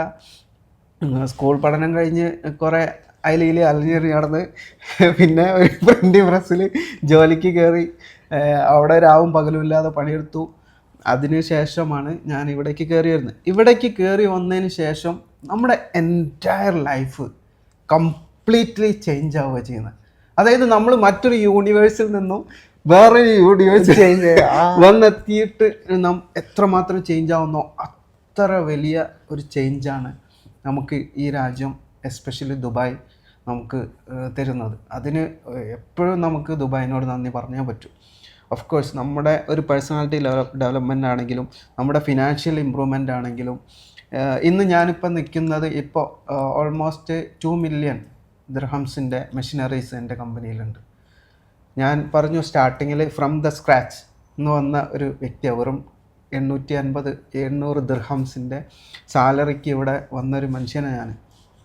എനിക്ക് ഇവിടെ ഇത്രയും വലിയ ഡെവലപ്മെൻറ്റ് എനിക്ക് ഉണ്ടായിട്ടുണ്ട്. അത്ര വലിയ ഡെവലപ്മെൻ്റ് എന്നൊന്നും ഞാൻ പറയുന്നില്ല, പക്ഷേ എന്നെപ്പോലെ ഒരു സാധാരണക്കാരനായിട്ടുള്ള ഒരു വ്യക്തിക്ക് ഒരു ഫിനാൻഷ്യൽ ബാക്ക്ഗ്രൗണ്ടോ ഒന്നുമില്ലാതെ വെറും ഫ്രം ദ സ്ക്രാച്ച് നിന്ന് ഇവിടെ എത്തിയ ഒരാൾക്ക് ഇവിടെ എത്താൻ പറ്റുന്നുണ്ടെങ്കിൽ, നമ്മുടെ നാട്ടിൽ നിന്ന് ഈ അലസത പിടിച്ച് നടക്കുന്ന വെറുതെ അങ്ങോട്ടും ഇങ്ങോട്ടും അലഞ്ഞു തിരിഞ്ഞ് നടന്നിട്ട് എനിക്ക് എവിടെ എത്താൻ പറ്റുന്നില്ല എന്ന് പറഞ്ഞ് കഞ്ചാവും ആശിഷും അടിച്ച് പിടിക്കപ്പെട്ടിട്ടും പിന്നെ അതേപോലെ കണ്ട പെണ്ണുങ്ങളെ കയറി പിടിച്ചിട്ട് ബലാത്സംഗം ചെയ്ത് അതിന് ജയിലിൽ പോയിട്ടും അങ്ങനെ നാട്ടിലത്തെ പത്രമൊന്നും എടുത്ത് നോക്കാനേ എനിക്ക് താല്പര്യമില്ല. അപ്പം ഞാൻ പറഞ്ഞു വരുന്ന അങ്ങനെയെല്ലാം ഇതായി നിൽക്കുന്ന ആളുകൾ ഒരിക്കലെങ്കിലും എന്ത് കാണിച്ചിട്ടെങ്കിലും വീട്ടിലുള്ള റബ്ബർ പാല് വിറ്റിട്ടോ അല്ലെങ്കിൽ മരം വെട്ടിയിട്ടോ എന്ത് കാണിച്ചെങ്കിലും നിങ്ങൾ ടിക്കറ്റ് എടുത്തിട്ട് ദുബായിലേക്ക് വരാം. നിങ്ങൾക്ക് ഒരു ബ്രൈറ്റ് ആയിട്ടുള്ള ഒരു ഫ്യൂച്ചർ ദുബായ് ഒരുക്കി വെച്ചിരിക്കും. അതായത് അതിൽ ഏറ്റവും ഇമ്പോർട്ടൻ്റ് ആയിട്ട് നമ്മൾ നോക്കേണ്ടത് നമുക്ക് അധ്വാനിക്കാനുള്ള ഒരു കഴിവ്, അല്ലെങ്കിൽ ഒരു ഹാർഡ് വർക്ക് ചെയ്യാനുള്ള. അതില്ലെങ്കിലും ഇവിടെ വരുമ്പോൾ അത് വരും. അത് ഞാൻ പറഞ്ഞല്ലോ, നാട്ടിൽ നിന്ന് നമുക്കിതില്ലാത്തോണ്ടല്ല, നമ്മുടെ നാട്ടിൽ അങ്ങനെയൊക്കെ ജീവിച്ചാൽ മതി എന്ന് നമ്മളെ മൈൻഡ് ഓൾറെഡി സെറ്റാണ്. അത് കുറച്ച് കള്ളും കുടിച്ച് എവിടെയെങ്കിലും കിടന്നുറങ്ങണം, ഇതാണ് ഹാപ്പിനെസ് എന്നാണ് നമ്മുടെ പഠിപ്പിച്ച് മാനിപ്പുലേറ്റ് ചെയ്ത ഇതാണ്. പക്ഷേ അത് ഈ നിങ്ങളിപ്പോൾ കള്ളും കുടിച്ച് കുറച്ചു നേരം നാട്ടിൽ ഏതെങ്കിലും മൂലക്കൽ കിടന്നുറങ്ങിയിട്ട് കിട്ടുന്ന ഒരു സുഖം, അല്ലെങ്കിൽ പാറപ്പുറത്ത് ഇരുന്നിട്ട് 4 കൂട്ടുകാരെ കൂടെ ഇരുന്നിട്ട് കിട്ടുന്ന ആ സുഖത്തിനേക്കാളും 100 അല്ല 10,000 മടങ്ങ് ഇരട്ടിയുള്ള ഹാപ്പിനെസ് ദുബായ് എന്ന് പറയുന്ന സ്ഥലത്ത് വേറെ പോയി ഉണ്ട്. ദുബായ് എന്ന് പറയുന്ന ഒരു കൺട്രി ലൈഫ് ചേഞ്ച് ചെയ്യാനായിട്ട് പടച്ചോൻ ഒരുക്കി തന്നു. ഞാൻ അത്രയ്ക്ക് നല്ലതെന്നും പറയില്ല. ദുബായ് കംപ്ലീറ്റ്ലി ഹറാമാണ്, 100%. അതിലോട്ട് നമ്മൾ വരും. ബട്ട് ഫോർ എ പേഴ്സൺ അവന് ലൈഫിൽ ഒരു പർപ്പസ് ഇല്ലാതെ നടക്കുന്നുണ്ടെങ്കിൽ അവനെ കംപ്ലീറ്റ്ലി ചേഞ്ച് ചെയ്തിട്ട് നല്ലൊരു ഡയറക്ഷനിലേക്ക് കൊണ്ടുവിടാൻ ദുബായ്ക്ക് പറ്റും. അതേപോലെ തന്നെ ഉൾട്ട തിരിച്ചിട്ട് അവനെ ബാഡായിട്ടുള്ളൊരു ഇതിലോട്ട് കൊണ്ടുവിടാൻ പറ്റും. കാരണം ദുബായിയുടെ ഒരു പ്രത്യേകത, ഇവിടെ പൈസ കൊടുത്താൽ കിട്ടാത്ത ഒന്നുമില്ല, ഒരു സാധനമില്ല. എല്ലാവരും പറയും ഇത് ഡ്രഗ്സ് ഫ്രീ കൺട്രിയാണ്. Bro, I have seen things that I can not expose. Okay, എനിക്ക് പുറത്ത് പറയാൻ പറ്റാത്തത് ഞാൻ കണ്ടിട്ടുണ്ട്. സോ എല്ലാവരും പറയണ പോലെ ഡ്രഗ്സ് ഫ്രീ അത്രക്ക് എന്താ പറയുക, ഇവിടെ അങ്ങനത്തെ കാര്യങ്ങൾ ഉണ്ടെങ്കിൽ പോലും പൈസയ്ക്ക് എന്തും കിട്ടുമെങ്കിൽ പോലും സേഫാണ്, 100% സേഫ്. നിങ്ങൾ ഒരാളെ എടുത്ത് പെരുമാറാത്തോളം കാലം നിങ്ങൾ ഇവിടെ സേഫാണ്. ഇത്രയും നേരം നമ്മൾ സംസാരിച്ചത് ദുബായിൻ്റെ ബ്രൈറ്റ് സൈഡാണ്. ദുബായ് എങ്ങനെയാണ് ഒരു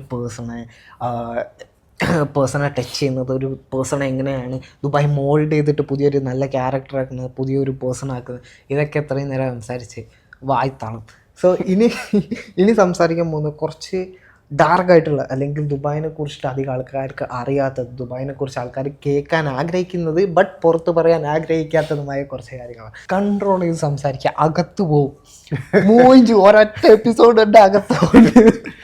സോ കൺട്രോൾ ചെയ്ത് സംസാരിക്കുക. നമ്മൾ കണ്ടതെല്ലാം വിളിച്ച് പറയാം, അല്ലെങ്കിൽ നമ്മൾ അനുഭവിച്ച ഫുള്ള് വിളിച്ച് പറയാൻ പാടില്ല. ഓക്കെ, ഇതിലെല്ലാം പറഞ്ഞു ദുബായിൻ്റെ ബ്രൈറ്റ് സൈഡ്, ദുബായിൽ ഏറ്റവും ബ്യൂട്ടിഫുൾ ആയിട്ട് ഒരാളുടെ ലൈഫ് ചേഞ്ച് ചെയ്യുന്ന കാര്യങ്ങൾ. അതേസമയം ദുബായിൽ ആരും അറിയാതെ ഉരുകി തീരുന്ന കുറേ ലൈഫുണ്ട്, എവിടെ എത്തിപ്പോവാതെ തീർന്നു പോകുന്ന കുറേ ലൈഫ്. വേറെ ആരുമല്ല, ഞാനും ഇവനൊക്കെ പോലെ പ്രവാസികൾ. ഒരു സിനിമയാണെങ്കിൽ അവിടെ ഒരുത്തനെ ജയിക്കുന്ന, അല്ലെങ്കിൽ ഒരു കൊട്ട മത്സരമാണെങ്കിൽ എന്ത് മാച്ചസ് ആണെങ്കിലും അവിടെ ഒരാളെ ജയിക്കുന്നതാണെന്നുള്ളൂ, ബാക്കി അതിൽ പങ്കെടുക്കുന്ന 99 ആൾക്കാരും തോറ്റതായിരിക്കും. സോ വിന്നേഴ്സിനേക്കാളും കൂടുതൽ ലൂസേഴ്സാണ്. അത് തന്നെയാണ് ഇവിടെ ദുബായിലും. സത്യം പറഞ്ഞു കഴിഞ്ഞാൽ പേഴ്സണലി ദുബായിലൂടെ നൈഫിലൂടെ ഒക്കെ ഒരു വട്ടം ഇങ്ങ് നടന്നാൽ മതി. ആ സിനിമയിൽ പറഞ്ഞു, ഏത് സിനിമ എനിക്ക് ഓർമ്മല്ല, ഒരു വട്ടം ഇവിടെ നിന്ന് അവിടെ വട്ടം വലിച്ച് നടന്നു കഴിഞ്ഞാണ്ടല്ലോ നമ്മളെ കണ്ണ് നിറഞ്ഞു. അത്രയ്ക്ക് ഹേർട്ട് ടച്ചിങ് ആയിട്ടുള്ള ഒരു പ്ലേസാണ് ദുബായ്. അത് ആൾക്കാർ സക്സസ് ആവുന്നതുകൊണ്ടല്ല, ആൾക്കാരുടെ ലൈഫ് അവിടെ ഒരുങ്ങി തീരുന്നതുകൊണ്ട്. എവിടെ എത്താതെ 10-70 വർഷം ഇവിടെ കഷ്ടപ്പെട്ടിട്ട് അങ്ങ് ഒരുങ്ങി ഇല്ലാണ്ടായിട്ട് അങ്ങ് തീരുന്നത്. സോ ഞാൻ ഇവിടെ ഫസ്റ്റ് വന്ന സമയത്ത് ഈ 800 ദിർഹംസിന് സാലറിയിൽ ഇവിടെ വർക്ക് ചെയ്യാൻ വരുന്ന കാലത്ത് ഞാൻ ഏത് കമ്പനിയിലാണോ കയറിയ ആ കമ്പനിയിൽ ഒരു പ്രിൻ്റർ ഉണ്ടായിരുന്നു, ഒരു ബംഗ്ലാദേശി. അവന്റെ കഥ വേറുണ്ട്. ഞാൻ അവന്റെ ഇനി എന്നെ പിടിച്ചകത്തിടാൻ നിൽക്കണ്ട, അത് വേറെ. അപ്പം ഞാൻ പറഞ്ഞില്ല, എല്ലാം വിളിച്ച് പറഞ്ഞാൽ നമ്മൾ അകത്താവും. അതുകൊണ്ട് ഓക്കെ. അപ്പം കാലത്ത് 2012 കാലഘട്ടത്തിൽ ഞാൻ ഇവിടെ വരുന്ന സമയത്ത് ഒരു ബംഗ്ലാദേശി, നമ്മൾ ബംഗാളി എന്ന് പറയുന്നുണ്ട്, പക്ഷെ ബംഗ്ലാദേശികളാണ്. ബംഗാളി എന്ന് പറഞ്ഞാൽ ആസാം ഭാഗത്തുള്ള ആൾക്കാർ, അത് നമ്മുടെ ഇന്ത്യൻ ബംഗാളികളാണ്, പക്ഷെ ഇത് ബംഗ്ലാദേശികളാണ്. ബംഗ്ലാദേശ് എന്ന് പറയുന്ന രാജ്യത്ത് നിന്നും വരുന്ന ആളുകൾ. അപ്പം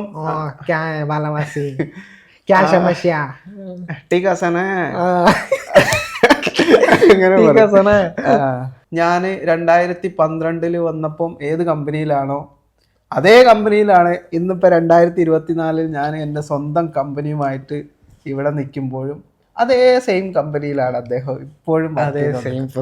same position, same salary, same screen wash ചെയ്യുന്നു, സെയിം മെഷീനിൽ ഫിക്സ് ചെയ്യുന്നു, സെയിം പ്രിന്റ് ചെയ്തുകൊണ്ടിരിക്കുന്നു.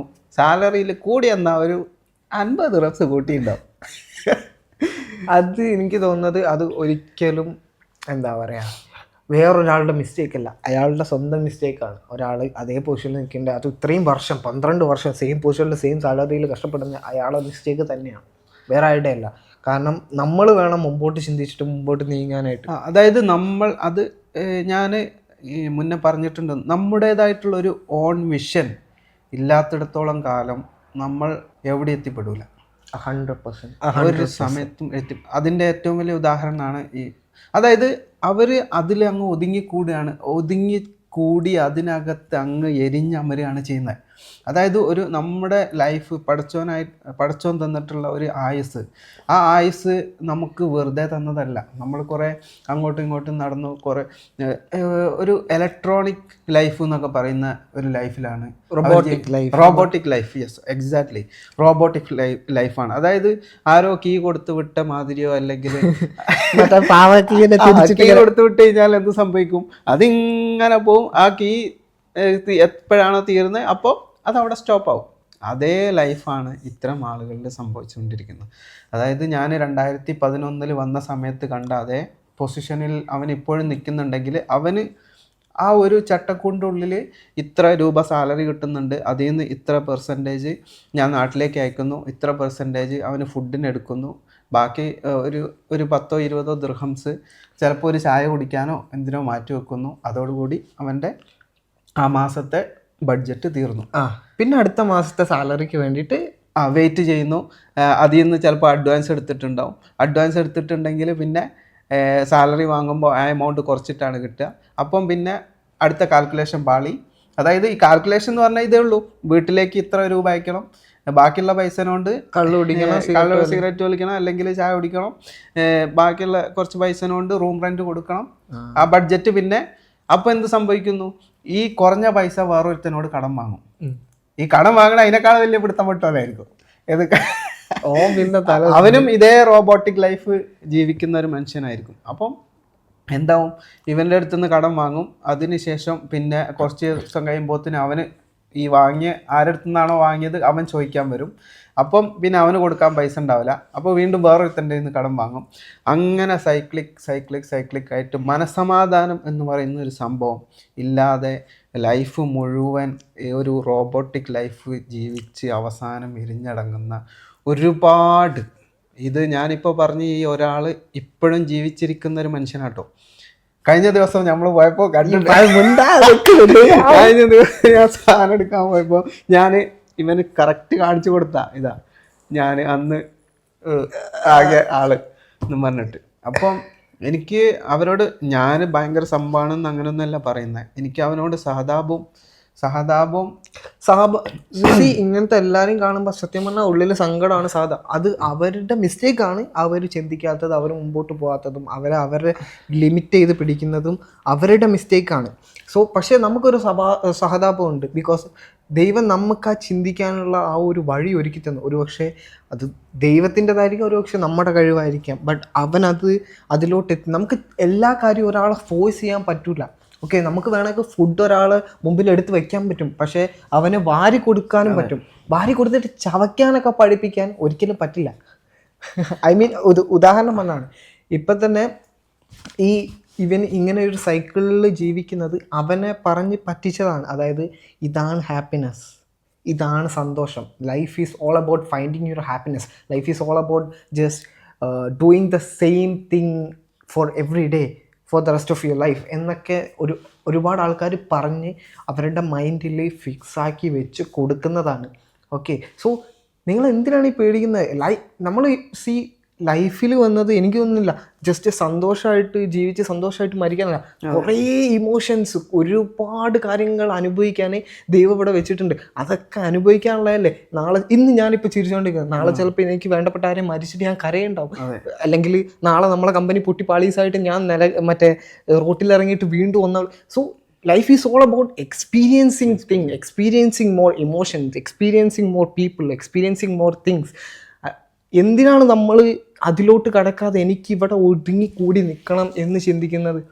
സത്യം പറഞ്ഞാൽ അത് ഭയങ്കര ഒരു വൃത്തിയായിട്ട് സംഭവമായിട്ട് എനിക്ക് തോന്നുന്നു. അതാണ് ഞങ്ങൾ ഇപ്പോൾ തൊട്ട് മുന്നേ പറഞ്ഞ ദുബായിയുടെ ഓരങ്ങളിൽ നമ്മൾ തന്നെ ഡെയിലി കാണുന്ന ഒരുപാട് ജീവിതങ്ങളുണ്ട്.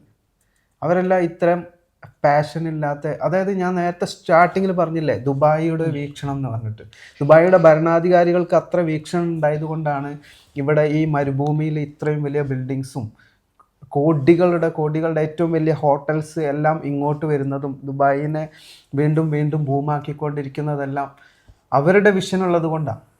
അതേപോലെ നിങ്ങളൊരു കുടുംബത്തിൻ്റെ നാഥനായിട്ട് ദുബായിലേക്ക് വരുമ്പോൾ നമുക്കുണ്ടാവണ ഒരു വിഷൻ, ആ വിഷന് പലപ്പോഴും നമ്മുടെ സാഹചര്യങ്ങൾ കൊണ്ട്, പലപ്പോഴും പലരുടെയും സാഹചര്യങ്ങൾ കൊണ്ടോ അതല്ലെങ്കിൽ ഈ മറ്റൊരു സ്റ്റെപ്പിലേക്ക് നമ്മളിപ്പോൾ നേരെ നടന്നു പോകുന്ന ഒരാൾ റൈറ്റിലേക്ക് തിരിഞ്ഞു കഴിഞ്ഞാൽ കൊക്കയാണെന്ന് അവൻ്റെ മൈൻഡിലുണ്ടെങ്കിൽ അവന് തിരിയില്ല, അവന് വീണ്ടും നേരെ തന്നെയാണ് പോവുക. പക്ഷേ ഈ റൈറ്റ് സൈഡിൽ ചിലപ്പോൾ അവന് കാത്തിരിക്കുന്നത് ഒരുപാട് വലിയ ഓപ്പർച്യൂണിറ്റീസ് ആയിരിക്കും. പക്ഷെ അവൻ്റെ മൈൻഡിൽ എന്താ, അവിടെ ഒരു കൊക്കയാണ്. സോ അവൻ എന്ത് ചെയ്യും? ഒന്നും അറിയാതെ വീണ്ടും മുന്നോട്ട് തന്നെ പോയിക്കൊണ്ടിരിക്കുകയാണ്. അങ്ങനെയുള്ള ഒരുപാട് ആളുകൾ ഇപ്പോൾ ഇവിടെ ദേര എന്ന് പറയുന്ന സ്ഥലങ്ങളുണ്ട്. ദുബായിയുമായിട്ട് പരിചയമുള്ള ആളുകൾക്കുണ്ടാവും. ദേരയിൽ ഇവൻ പറഞ്ഞ ആ സ്ഥലം, ഈ സിനിമയിൽ പറയുന്ന ആ സ്ഥലത്തൊക്കെ നമ്മൾ ഒരു പ്രാവശ്യം പോയി കഴിഞ്ഞാൽ നമുക്ക് മനസ്സിലാവും ചുമടുകൾ എടുത്തിട്ടും, നമ്മൾ കോഴിക്കോട് അങ്ങാടിയിലൊക്കെ ഞാൻ കണ്ടിട്ടുള്ളൂ ചുമടുകൾ. ഈ മറ്റേ ഉന്തുവണ്ടിയില്ലേ, ഉന്തുവണ്ടിയിൽ ചാക്ക് കെട്ടിയിട്ട് പോകുന്ന പാകിസ്ഥാനികളൊക്കെ ചാക്ക് 10, 50, 100 കിലോ ഉള്ള ചാക്കൊക്കെ ഇങ്ങനെ തോളത്ത് കയറ്റിയിട്ട് നടന്നു പോവാണ്. എവിടുന്ന് വരുന്ന? പാകിസ്ഥാനിൽ നിന്ന് വന്നിട്ട് ഇവിടെ വന്നിട്ട് ലോഡിങ് പണിയെടുത്തിട്ട് അന്നന്നത്തെ ജീവിതത്തിന് വേണ്ടിയിട്ട് പണം ഉണ്ടാക്കാൻ വേണ്ടിയിട്ട് പൊരി വെയിലത്ത് മീൻസ് 42-50 ഡിഗ്രി ചൂടിൽ 4 സൈഡിലും എ സി അയാൾക്കല്ല കിട്ടുന്നത്. ഈ റൂമിൽ ബിൽഡിങ്ങുകളിൽ വെക്കുന്ന എസിന്റെ എക്സോസ്റ്റിന്റെ ചൂട് അടിച്ച് കയറിയിട്ട് അതിന്റെ നടുക്കൂടിയാണ് നടന്നു പോകുന്നത്. സത്യം. ഇപ്പൊ ദുബായിൽ നമ്മളെ ഈ ഒരു ഏരിയ നിൽക്കുന്ന പോലല്ല. നമ്മൾ കഴിഞ്ഞ ദിവസം അല്ലാതെ റെസിഡൻഷ്യൽ ഏരിയയിൽ, അതായത് ഒരുപാട് ആൾക്കാർ താമസിക്കുന്ന ബിൽഡിങ്സ് ഉള്ള ഏരിയയിൽ പോയി കഴിഞ്ഞാൽ അവിടുത്തെ ചൂട് എന്ന് പറയുന്നത് എൻറ്റയർലി ഡിഫറെന്റ്. അതായത് ഇപ്പോൾ ഒരു 42 ഡിഗ്രിയാണ് ഇവിടെ എൻ്റെ ചൂടെങ്കിൽ നമ്മൾ അതിന്റെ നടുക്കൂടി പോകുമ്പോൾ അത് 55-60 ഡിഗ്രി ഒക്കെ ആവും. അതായത് അതിന്റെ ചൂടും കൂടി നമുക്ക് ഏൽക്കാണ്. അതിന്റെ നടുക്കൂടിയാണ് നമ്മൾ ഈ പറയുന്ന കഷ്ടപ്പാടിന്റെ അങ്ങേ തലയിൽ ജീവിക്കുന്ന ഒരുപാട് ആളുകൾ. പിന്നെ നെക്സ്റ്റ് കൺസ്ട്രക്ഷൻ ഫീൽഡ്. കൺസ്ട്രക്ഷൻ ഫീൽഡിൽ ഇപ്പോൾ നിനക്കറിയോ, അതായത് ഇപ്പോൾ ദുബായ് ഗവൺമെന്റ് പറയുന്നത് 12 മണി മുതൽ 3 മണി വരെയോ എങ്ങാണ്ട് പണി എടുപ്പിക്കരുത്. എന്തുകൊണ്ട്? അതുപോലത്തെ ചൂടാണ്. അതുപോലത്തെ ചൂടായതുകൊണ്ട് പണിയെടുപ്പിക്കരുത് തൊഴിലാളികളെ കൊണ്ടുവന്ന്. പക്ഷെ അത് കഴിഞ്ഞാലും ഈ പറയുന്ന 6 മണി വരെ ചൂട് തന്നെയാണ് ഇവിടെ. മനസ്സിലായോ? ഈ സമയത്ത് 4 മണി 5 മണിയൊക്കെ പെരുംചൂടാണ്. ഹ്യൂമിഡിറ്റി. ആ ഹ്യൂമിഡിറ്റിയിൽ ഈ കോൺക്രീറ്റ് കെട്ടിടങ്ങളുടെ മുകളിൽ ഒക്കെ ഈ വള്ളിയിൽ തൂങ്ങി നിന്നിട്ട്, ക്രെയിൻ്റെ മുകളിൽ തൂങ്ങി നിന്നിട്ട് ജോലി ചെയ്യുന്ന ആളുകൾ. അതൊന്നും നാട്ടിലവർക്കൊന്നും അറിയില്ല. അവരുടെ വിചാരം ദുബായിലാണോ, ഹാപ്പി ലൈഫാണ് ഇവർ ചെയ്യുന്ന. എന്താ, ഈ പെരുന്നാളിനോ അല്ലെങ്കിൽ ഒരു ക്രിസ്മസിനോ എന്തെങ്കിലും ലീവ് കിട്ടുന്ന സമയത്ത് ബുർജ് ഖലീഫന്റെ മുമ്പ് പോയിരുന്നിട്ട് ഒരു ഫോട്ടോ എടുക്കും.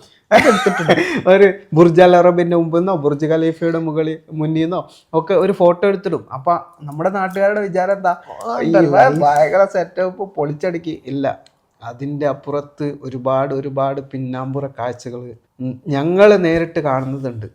ദുബായ് എന്ന് പറയുന്ന ഒരു സിറ്റി ബിൽഡ് ചെയ്തിരിക്കുന്നത് ഒരുപാട് പേര് പറയും സ്വപ്നം കൊണ്ടും, അതുപോലെ അവർ ഓയിൽ മുമ്പ് ഉണ്ടായിരുന്നതായിട്ട് അല്ല, ഒരിക്കലും അല്ല. ദുബായ് എന്ന് പറയുന്ന ഈ ഒരു സിറ്റി ബിൽഡ് ചെയ്തത് കണ്ണീരുകൊണ്ടാണ്. അത് ആരും മനസ്സിലാക്കുന്നില്ല. കണ്ണീരുകൊണ്ട്. നിങ്ങൾ വിചാരിക്കും ദുബായിൽ ആരും സംസാരിക്കാതെ പോകുന്ന ഒരു കാര്യമുണ്ട്. നമ്മളെ നാട്ടിൽ നിന്ന് ആൾക്കാർ ഇവിടേക്ക് പൈസ ഉണ്ടാക്കാനായിട്ട് വരും. അവരുടെ മാസം ഒരു 1600 ദിർഹംസ് സാലറി. അതിനകത്തുനിന്ന് 1600 ദിർഹംസിനകത്തുനിന്ന് അവർ ഇത്ര പെർസെൻറ്റേജ് നാട്ടിലോട്ട് അയക്കും. അതിൽ നിന്ന് 500 ദിർഹംസ് അവരുടെ റൂം റെൻറ്റ്, അതായത് ബെഡ് സ്പേസ്, ആകപ്പാടെ ഒരു ഇത്ര പോകുന്നൊരു ബെഡ് ഉണ്ടാവും. അതായിരിക്കും അവരുടെ എല്ലാം. അതായത് ടേബിളും എല്ലാം ആ ഒരൊറ്റ ബെഡായിരിക്കും. അതിനായിരിക്കും 500 ദിർഹംസ്. അത് അടിക്കും. അത് കഴിഞ്ഞിട്ട് മെസ്സ് ഉണ്ടാവും, ഫുഡിന് പൈസ കൊടുക്കും. അത് കഴിഞ്ഞിട്ട് 20-30 ദിർഹംസ് ബാക്കി ഉണ്ടാവും. ബാക്കിയുള്ള എല്ലാ പൈസയും നാട്ടിലോട്ട് അയക്കും. ഇങ്ങനെ ഒരു 4-5 വർഷം സെയിം സാധനം റിപ്പീറ്റ് ചെയ്തിട്ട് ഈ 4-5 വർഷം കഴിഞ്ഞ് നാട്ടിലുള്ളവരെല്ലാം കംപ്ലീറ്റ്ലി ഹാപ്പിയാണ്. അവർക്ക് ആവശ്യത്തിന് എല്ലാം ഉണ്ട്. അവർക്ക് ഫുഡിന് ഫുഡ്, അവർക്ക് ഡ്രസ്സിന് ഡ്രസ്സ്, അവർക്ക് എന്താ പറയുക, അവിടെ പോകണം ഇവിടെ പോകണം, അതിനുള്ള പൈസ എല്ലാം ഇവനെ ഇവിടുന്ന് കഷ്ടപ്പെട്ടിട്ട് വർക്ക് ഉറക്കം. അത് ഉറക്കം ഉണ്ടാവില്ല, അത് വേറെ കാര്യം. ഇങ്ങനെ ചെയ്തിട്ട് അയച്ചു കൊടുത്തിട്ട് ഒരു 4-5 കൊല്ലം കഴിഞ്ഞിട്ട് ഇവൻ തിരിച്ച് നാട്ടിൽ ചെല്ലുമ്പോൾ ആദ്യത്തെ ഒരു മാസം അവൻ അപ്പുറത്തുനിന്ന് തിരിച്ച് നാട്ടിൽ നിന്ന് ദുബായിൽ നിന്ന് പോകുന്ന ടൈമിൽ അപ്പുറത്തെ ചങ്ങായിനോട് 2000 ദിർഹംസ് കടം വാങ്ങിയിട്ട് പോണതേക്കും. എന്നിട്ട് ആദ്യത്തെ ഒരു 2 ആഴ്ച 3 ആഴ്ച കംപ്ലീറ്റ് ലക്ഷറി ലൈഫേക്കും. മക്കൾക്ക് ഡ്രസ്സിന് ഡ്രസ്സ്, ഫുഡിന് KFC എല്ലാം വാങ്ങിക്കൊടുക്കും. ആ ഒരു മാസം കഴിയുമ്പോൾ ഓൻ്റെ കയ്യിൽ പൈസ ഉണ്ടാവില്ല. പിന്നെ ഓൾക്ക് കിട്ടണമൊക്കെ കുറയും. അപ്പോൾ ഓൾ ചോദിക്കുന്ന ഒരു ചോദ്യം ഉണ്ടാവും, ഇത്രയും നാൾ അവിടെ കടന്നിട്ട് ഇതേ ഉള്ളൂ എൻ്റെ കയ്യിൽ, ഇനി ഒന്നുമില്ല. Bro, you don't understand. അങ്ങനെ ഒരുപാട് ജീവിതങ്ങൾ നമ്മൾ ഡെയിലി കാണുന്നുണ്ട്. ഓഫ് കോഴ്സ് നമ്മുടെ ചുറ്റിനും തന്നെ ഇപ്പം നമ്മുടെ മലയാളീസ് അല്ലാതെ ഇപ്പോൾ ബംഗ്ലാദേശികൾ, പാകിസ്ഥാനികളൊക്കെ നമ്മുടെ മുമ്പിലൂടെ വേസ്റ്റ് അതായത് കച്ചറ ഡബ്ബ എന്നാണ് ഞങ്ങൾ പറയൽ. കച്ചറ ഡബ്ബ, മുനിസിപ്പാലിറ്റീൻ്റെ കച്ചറ ഡബ്ബേൻ്റെ ഉള്ളിൽ നിന്ന് പ്ലാസ്റ്റിക് ബോട്ടിലുകൾ, മെറ്റൽ അലുമിനിയം ബോട്ടിലുകൾ, ഈ സോഫ്റ്റ് ഡ്രിങ്കിൻ്റെ ബോട്ടിലുകളല്ലേ, അതെല്ലാം അതിൻ്റെ ഉള്ളിൽ നിന്ന് വേസ്റ്റിൻ്റെ ഉള്ളിൽ നിന്ന് വലിച്ചൂരിയെടുത്തിട്ട് അതിനകത്ത് പല രീതിയിലുള്ള വേസ്റ്റുകളുണ്ടാവും. ഒരു ഹാൻഡ് ഗ്ലൗസ് പോലും ഇടാതെ, അഫോർഡ് ചെയ്യാൻ പൈസ, ആ ഒരു ഹാൻഡ് ഗ്ലൗസ് വാങ്ങാൻ പോലുള്ള പൈസ അവർ എടുത്തില്ല. ഈ ജീവിതങ്ങളെല്ലാം വരുന്നത് ഈ കൺട്രിയിലുള്ളതല്ല. അതും കൂടി മനസ്സിലാക്കണം. ഔട്ട് ഓഫ് കൺട്രിയിൽ നിന്ന് വന്നിട്ട് ഇവിടെ വന്നിട്ട് കഷ്ടപ്പെടുകയാണ്. ആ കഷ്ടപ്പാട് നമ്മുടെ പുറത്തുള്ള ഒരു കുട്ടിയും ഒരു കുട്ടി അറിയുന്നില്ല. ഇവിടെ ഈ കച്ചറ ഡബ്ബ നമ്മളൊക്കെ വണ്ടി കൊണ്ടുപോകുന്ന സമയത്തല്ല ഈ കച്ചറ ഡബ്ബേന്ന് എടുത്തു പോകുന്നത് നമ്മൾ കാണുന്നുണ്ട്. നമ്മളൊരിക്കലും അവരെക്കുറിച്ച് സംസാരിക്കാറില്ല, നമ്മൾ അവരെ മൈൻഡ് ചെയ്യാറ് പോലും ഇല്ല. അതായത് അപ്പം അത് അങ്ങനത്തെ ജീവിതങ്ങൾ ഒരുപാടുണ്ട് ഇവിടെ. ഈ കച്ചറ ഡബ്ബേന്നൊക്കെ വേസ്റ്റുകൾ എടുത്തിട്ട് അവർക്ക് എന്തൊക്കെ അസുഖങ്ങൾ, ഒരു അസുഖം പോലും അവർക്ക് വരുന്നു പോലും ഇല്ല കേട്ടോ. അത് പഠിച്ചവൻ്റെ ഏറ്റവും വലിയൊരു ഇത്. അതായത് അത്രയ്ക്കും കച്ചറ ഡബ്ബേന്ന് ഒരു ഗ്ലൗസ് പോലും ഇല്ലാതെ അവർ, പക്ഷെ അതെന്താണെന്ന് വെച്ച് കഴിഞ്ഞാൽ അവർ സ്ട്രഗിളിങ്ങിലാണ്. കാരണം അവരുടെ മുന്നിൽ വേറൊരു വിഷനോ അവരുടെ മുന്നിൽ വേറൊരു വാതിലോ തുറന്നു കിടക്കുന്നുണ്ടാവും, പക്ഷെ അവർക്ക് അത് കണ്ടെത്താനുള്ള കഴിവില്ലാത്ത ഒരുപാട് ആളുകൾ ഇവിടെ വന്നിട്ട് കഷ്ടപ്പാടിൻ്റെ അങ്ങേ തലയിൽ ജീവിക്കുന്നുണ്ട്. കച്ചറ ഡബ്ബേന്ന് വേസ്റ്റ് എടുത്തിട്ട് ഈ പ്ലാസ്റ്റിക് ബോട്ടിൽ ഇതെല്ലാം കളക്ട് ചെയ്തിട്ട് മറ്റൊരു സ്ഥലത്ത് കൊണ്ടുപോയി വിറ്റ് കഴിഞ്ഞാൽ ഒരു വലിയ ചാക്കിൽ കൊണ്ട് വിറ്റ് കഴിഞ്ഞാൽ അവർക്ക് കിട്ടുന്നത് ചിലപ്പോൾ 10 ദിറംസ് ആയിരിക്കും. അതെ 5 ടണ്ണ് 10 ടണ്ണ് വിറ്റാൽ 2-3 ദിറംസ് 3 ദിറംസ് ആണ് കിട്ടുക. അത് ഇപ്പോൾ ഒരു വലിയ ചാക്ക് വിറ്റിട്ട് 10 ദിറംസ് കിട്ടിയെന്ന് കൂട്ടിക്കോ. ആ 10 ദിറംസ് അവന് അന്നത്തെ റൊട്ടി വാങ്ങാൻ മാത്രമേ തികയുള്ളൂ എന്നുള്ള സത്യം നമ്മൾ മനസ്സിലാക്കാതെ പോകുന്നുണ്ട് പലപ്പോഴും. അവിടെ ഈ നമ്മൾ കാണുന്ന ഈ ദുബായിൽ ഒരുപാട് ഓപ്പർച്യൂണിറ്റീസ് ഉണ്ട്, ഒരുപാട് ബിൽഡിങ്സ് ഉണ്ട്, ഒരുപാട് വലിയ വലിയ 5 നക്ഷത്ര ഹോട്ടലുകളുണ്ട്, കോടികൾ വരുമാനം ഉണ്ടാക്കുന്ന ആളുകൾ റോൾസ് റോയ്സിലും BMW-യിലും ഫെറാറിയിലും കറങ്ങുന്നതും എല്ലാം നമ്മൾ ദുബായിൽ കാണുന്നുണ്ട്. ഈ സെയിം റോഡിൻ്റെ ബാക്ക് സൈഡിൽ നമ്മളൊരു പ്രാവശ്യം പോയി നോക്കിക്കഴിഞ്ഞാൽ, അല്ലെങ്കിൽ ഈ ബിൽഡിങ്ങിൻ്റെ ബാക്കിലേക്ക്, ഈ വലിയ വലിയ കൊട്ടാരങ്ങളുടെ ബാക്കിലേക്ക് ഒരു പ്രാവശ്യം നമ്മൾ പോയി നോക്കിക്കഴിഞ്ഞാലേ അപ്പൊ കാണാം ദുബായ് ശരിക്കും. ദുബായ് എവിടുന്നാ വന്നത്, ദുബായ് എവിടുന്ന് വന്നു എന്നും ദുബായിൽ ജീവിക്കുന്ന ആളുകൾ എങ്ങനെ ജീവിക്കുന്നു എന്നും ഒക്കെ നമുക്ക് മനസ്സിലാക്കാൻ പറ്റും. ദുബായിൽ ഒരൊറ്റ പേഴ്സണും കഷ്ടപ്പെടാതെ ജീവിക്കുന്ന ഒരാളുമില്ല. ഉണ്ടെങ്കിൽ അത് യൂറോപ്യൻസ് ഒക്കെ ഇവിടെ വന്നിട്ട് അവർ ഓൾറെഡി ഉണ്ടാക്കിയ പൈസ ഇവിടെ സ്പെൻഡ് ചെയ്തിട്ട് എൻജോയ് ചെയ്യും. ബട്ട് എന്താ പറയുക, ഇവിടെ ഒരാളുടെ കുടുംബം രക്ഷപ്പെടുത്താൻ അല്ലെങ്കിൽ ജീവിക്കാൻ വേണ്ടിയിട്ട് ഒരാൾ ഇവിടെ വന്നിട്ട് ഹാപ്പി ആയിട്ട് ജീവിക്കുന്ന ഒരു മനുഷ്യൻ, ഹാപ്പി ആയിട്ട് അവൻ പേഴ്സണലി ചിരിക്കുന്ന പോലും ഉണ്ടാവില്ല. ഇവിടെ നിങ്ങളിപ്പോൾ വിളിക്കുമ്പോൾ അവർ ചിരിക്കുന്നുണ്ടാവും, സംസാരിക്കും. ബട്ട് ട്രസ്റ്റ് മീ, നിങ്ങളെ നാട്ടിൽ നിന്ന് നിങ്ങളെ ഫാമിലീനെ വിട്ടിട്ട് ഇവിടെ വന്നിട്ട് കഷ്ടപ്പെടുന്ന ഒരുത്തനും ലൈഫിൽ അവൻ ഹാപ്പി അല്ല. ലൈഫിൽ അവൻ എപ്പോഴും പൂജയാണെന്ന് അവൻ്റെ മൈൻഡിൽ തന്നെ അവനോട് പറഞ്ഞ് ഒരു നരകിച്ച ജീവിതമാണ് ഇവിടെ ജീവിച്ചുകൊണ്ടിരിക്കുന്നത്. എനിക്ക് ഞാൻ ഇവിടെ വന്നതിന് ശേഷം ഗ്രൈൻഡിങ്ങിലുള്ള ടൈമിൽ ഒരു എക്സ് ഗേൾ ഫ്രണ്ട് ഉണ്ടായിരുന്നു. അവളുടെ ഉപ്പ ഇവിടെ ഇതുപോലെ അബുദാബിയിലാണ് ജോലി ചെയ്യണത്. അപ്പോൾ ഞാൻ വിളിക്കുന്ന ടൈമിൽ ഇവൾ പറഞ്ഞു, ഓ ഉപ്പ വിളിക്കുന്നുണ്ട്, കട്ടാക്കും. ഓക്കെ, എന്നിട്ട് ഞാൻ ചോദിച്ചു എന്താ എടുക്കാത്തത്? ഞാൻ എടുക്കുകയല്ല ഉപ്പ, ഞാൻ ക്ലാസ്സിലുള്ള ടൈമിൽ അല്ലെങ്കിൽ ഞാൻ എൻ്റെ കൂട്ടുകാരെപ്പോഴൊക്കെ വിളിക്കണം, അതുകൊണ്ട് ഞാൻ എടുക്കില്ല.